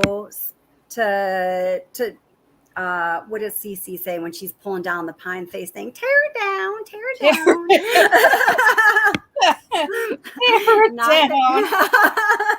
Aw, that was so sweet. Tear it down. I just love how they just looked out for each other. Those two girls, Bella and Cece. No, they really truly did, didn't they? Yeah, they did. Yeah. So like Cece did with the pine face, Kelly's gonna have to start to tear down this live a little bit because I am just getting a little tired, and I actually have something kind of important going on tomorrow. I'm not going to tell you about it yet, but I will tell you about it later. So, I just want to read this. Face in the Crowd says, Jamie is a well-rounded professional. Both Cindy and Ronnie have managed wonderfully and strong work ethics. That rings true to me. Yes, she is. She's she's a hard worker. Yeah. Let me read this here. It's NK and Jeff. Tear it down. That's funny. That's funny. Hashtag tear it down. Oh, a little sweetheart. I know. Yeah. So, all right. So, well, thank you so much for coming up. I really appreciate it. And Absolutely. You totally got that. Sometimes it's just really nice to have someone up here. If you got to be going looking other things up, or it flies by. And when you're in discovery, which is not, no, I know, not a picnic. You just can't do it all, hon. So I got you, girl. Thank you, girl. And Crystal Love RN really, she really just summed up what so many of us said in different ways tonight. Thank you, Crystal Love. She says, everyone in their right mind would get an attorney. No. Why in that God's name did he, not in the presence of his own mind, not in the presence of his father, did he Why do you not get an attorney? And hi, Aaron on the side of caution. We're still streaming just for a short time, but it's really nice to see you here. Hi, sweetie. Oh, look at you. Aw. Yeah.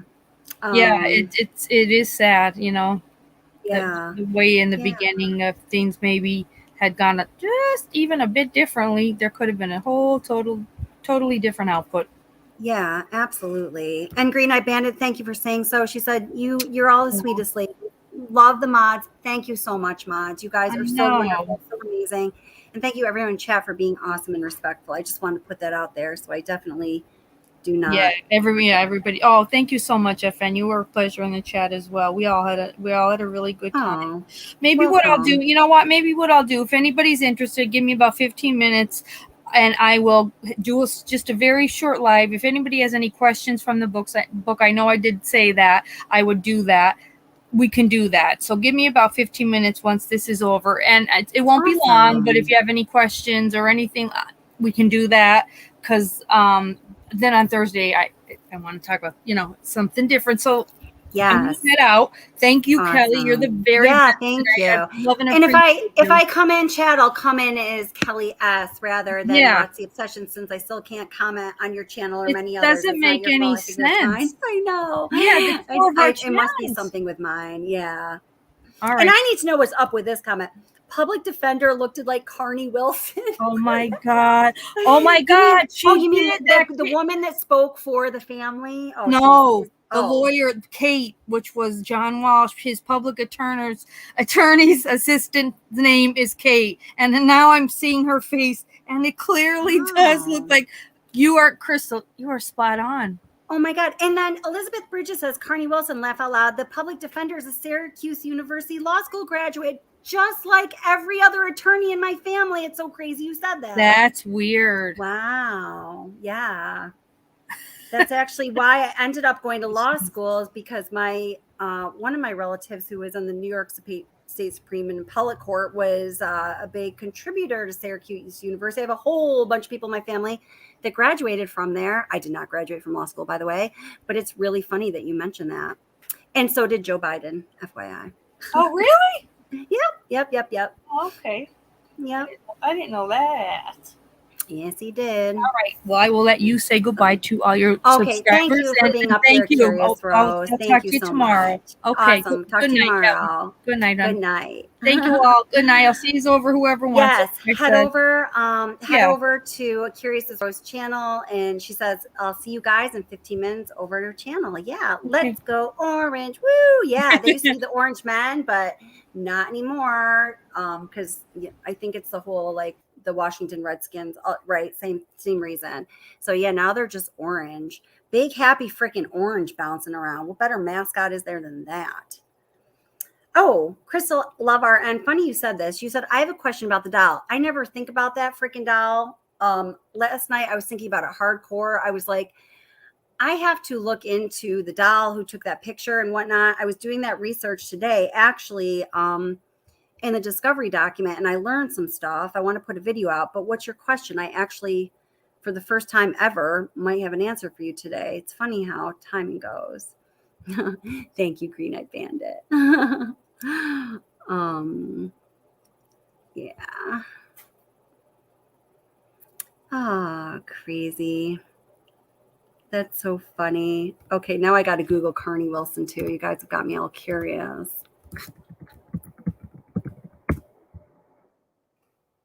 Let's see.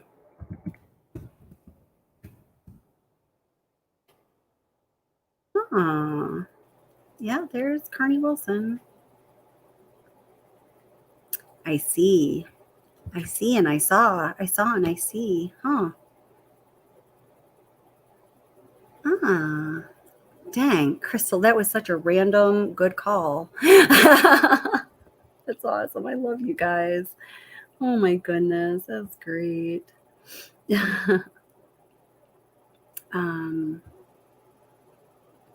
night, Elizabeth.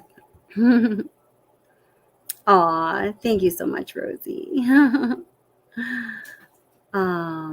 Yeah, I have a question about the doll.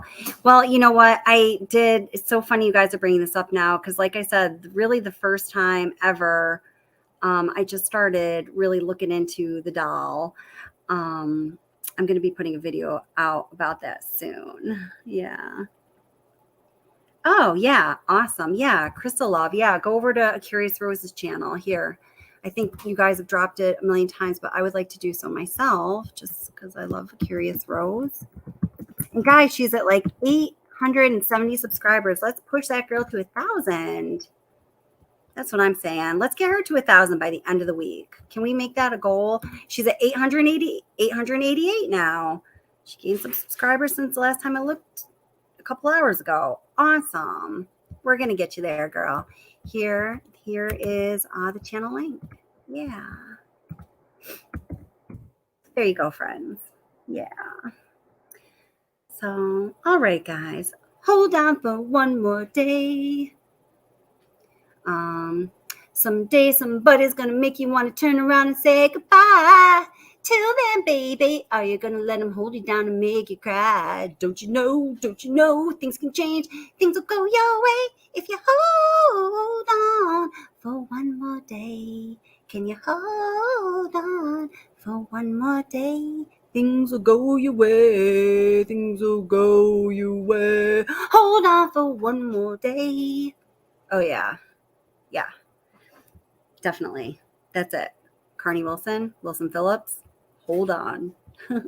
Awesome. Oh, cool. Thank you, Morgan, and welcome. Awesome. So glad you subbed over there. So Rosie says, cool doll answers. The doll's got the answers. I definitely need to know about that.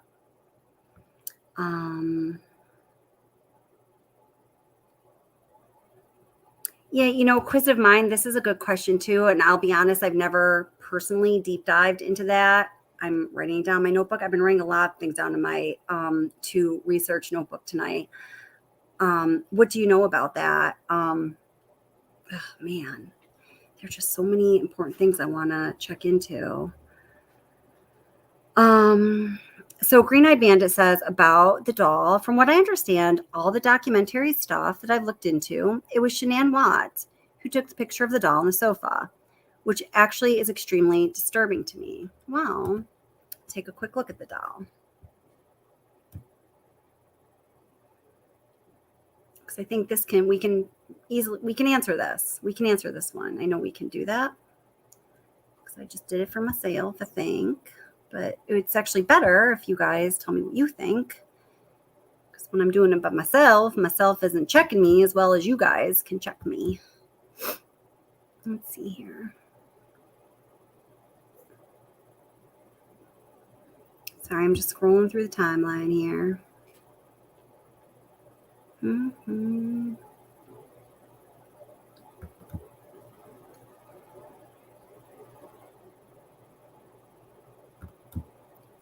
Yikes. Okay, here it is. All right.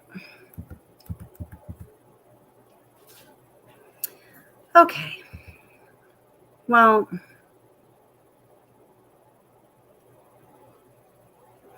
all right. So, it's very plainly stated, and maybe we're not taking it as being this simple. I'm going to say not everything in the discovery.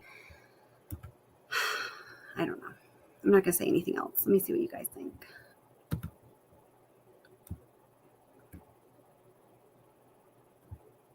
Carney Wilson is a very cool person, by the way.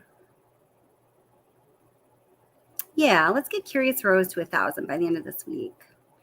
All right, so here we go. Let me tell you everything. Yeah. All right. Okay, there we go. Okay, so it says, all right, let me read here. So it says 11:44 hours. So that's what, 11:44 a.m. It says this image was taken by Watt's phone, which he sent to Shanann. She replied, "Don't know what to think about this." So here, item 41, that is Chris Watt's personal phone. And then it gives you some metadata. All right. Shanann. Oops. Okay. All right, so let's just hold on that for a minute. So let's go to, all right. So as we look at the next item that is, well, hold it because I'm going to need a picture. So, all right, so what do we know? Let's say this. We know that the discovery says this image was taken by Watt's phone, which he sent to Shanann. Okay. She replied, don't know what to think about this. So that would be timeline 7300. Easy breezy. All right, let's see.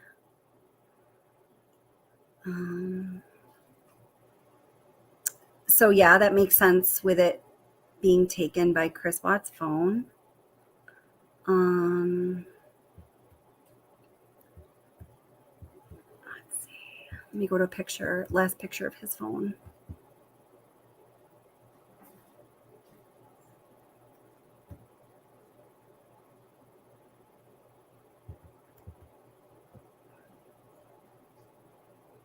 Okay, so a couple days earlier, Watts took photographs of various images inside his parents' home, verified through metadata coordinates for their address.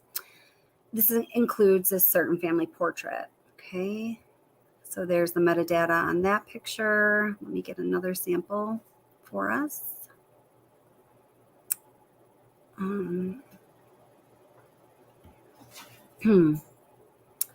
So Watts transferred that image into his, okay.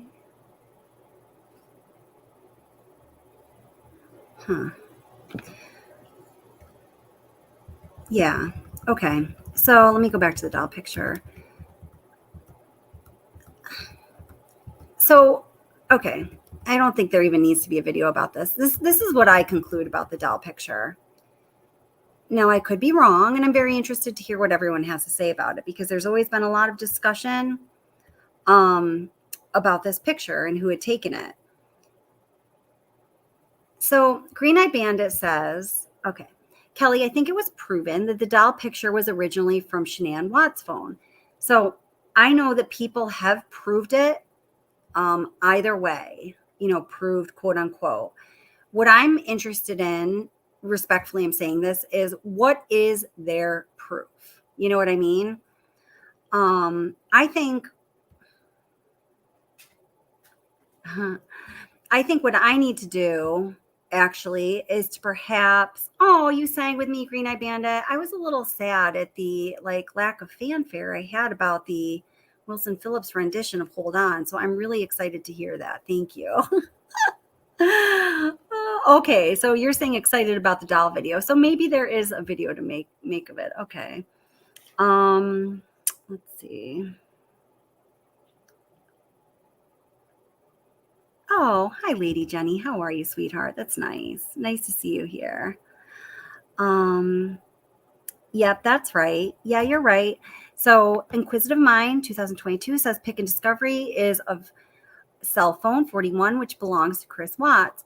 Also, importantly, it makes sense in the metadata in the timeline of the content of his phone, that 7299 to 7300. It also makes sense in the context of the content of his phone that it was originally from his phone. So I guess what I need to be asking is if other people so-called proved that it was from Shanann's phone. I respect the efforts of most of those people. What I need to figure out, I'm thinking out loud here, is how did they so-called prove that it was originally from Shanann's phone, as Green Eyed Bandit's telling us, and I certainly believe Green Eyed Bandit. And that doesn't necessarily mean that I think that they proved it. But the metadata that we're seeing here does not raise any suspicions for me.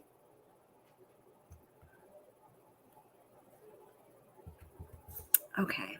So a face in the crowd says he was definitely on the job site when Shanann Watt's phone took the pic. I like how you separate her and her phone, even though a lot of people don't, like Cindy Watts did when she says that Shanann's phone sent them a picture of their son's penis. I don't know, it just reminded me of that.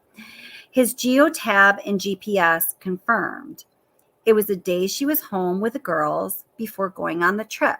So now what I think about that, and again, tell me if I'm wrong, because I've definitely been wrong before and I'm going to be wrong again. I'm sure of it.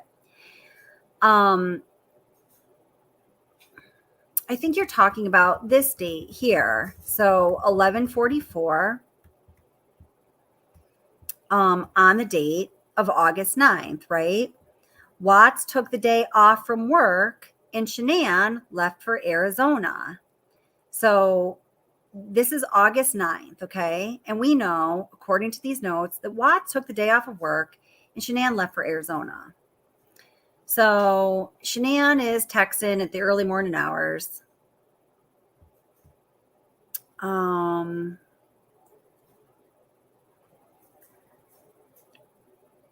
At 6:09, Shanann texts Watts, "Do you want to find out together with me tonight on the baby's gender?" The reply is not found on his phone. Dumb mother effer. But Shanann soon commented on his answer and loved yes.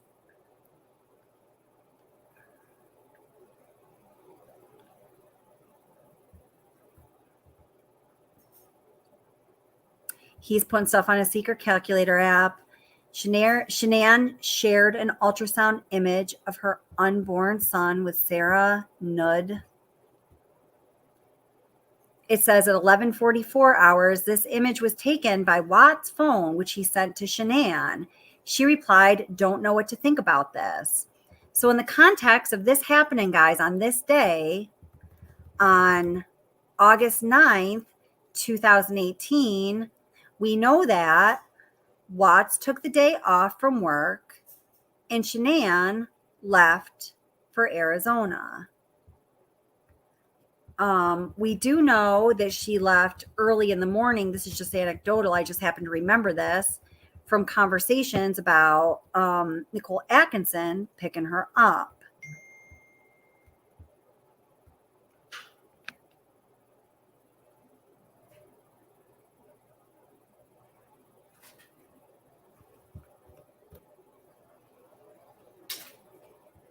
So everything to me seems a little straightforward there, but I could be missing something, or let's see.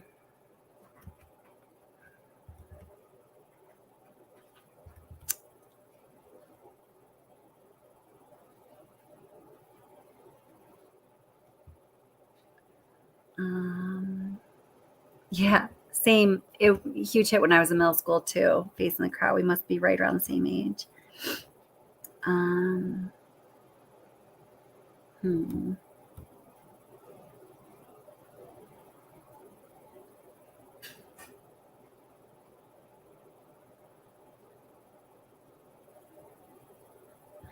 The write-up in Facing the Crowd says the write-up in Discovery. They write it up in Discovery as CW, but the sequence and evidence ID matches her transactions. You're right. Yep. I think you're right on that. I was just, yep.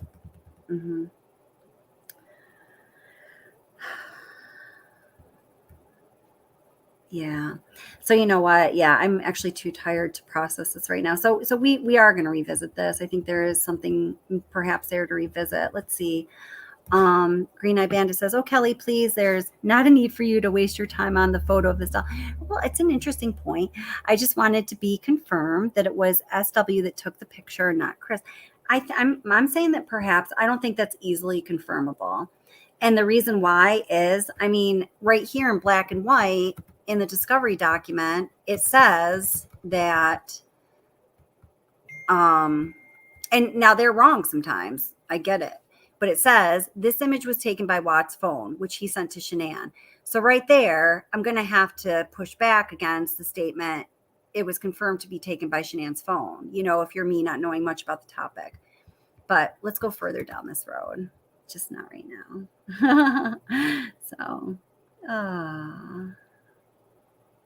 So, yeah. Where is Chris Watts' GPS for the 9th? I'd like to see it. Only saw the 13th. I don't think that it's provided. Inquisitive Minds 2022, unfortunately. I hear you. I don't believe it exists. So if that's being cited as evidence of anything, I have question and whatever the conclusion is to start. And if it does exist somewhere and I don't know about it, I just definitely would like for someone to fill me in, and thank you so much. And lots of people know more than I do about a lot of things. So I know, Green-Eyed Bandit, me too. So people like me and you can get into trouble sometimes. Oh, that's so funny. All right. Love all you guys. I'm going to get going. Everybody go over to our Curious Roses channel. Let's get her over 1,000 this week. That would be amazing. And yeah, awesome. Love you guys. Thank you so much, moderators. Thank you to everybody, channel members, subs, people in chat.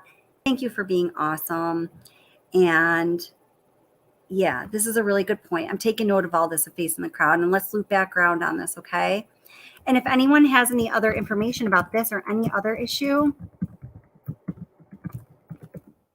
please email me at wattsobsession@gmail.com. Not Watts the Obsession, just Watts Obsession, and I would really appreciate it. Oh, Midge, you're still here, girl. You're awesome. Nice to see you. Thank you for saying bye. Have a good night, sweetheart. All right, guys, everyone take care. Love y'all. Everyone be safe, and we'll see you soon.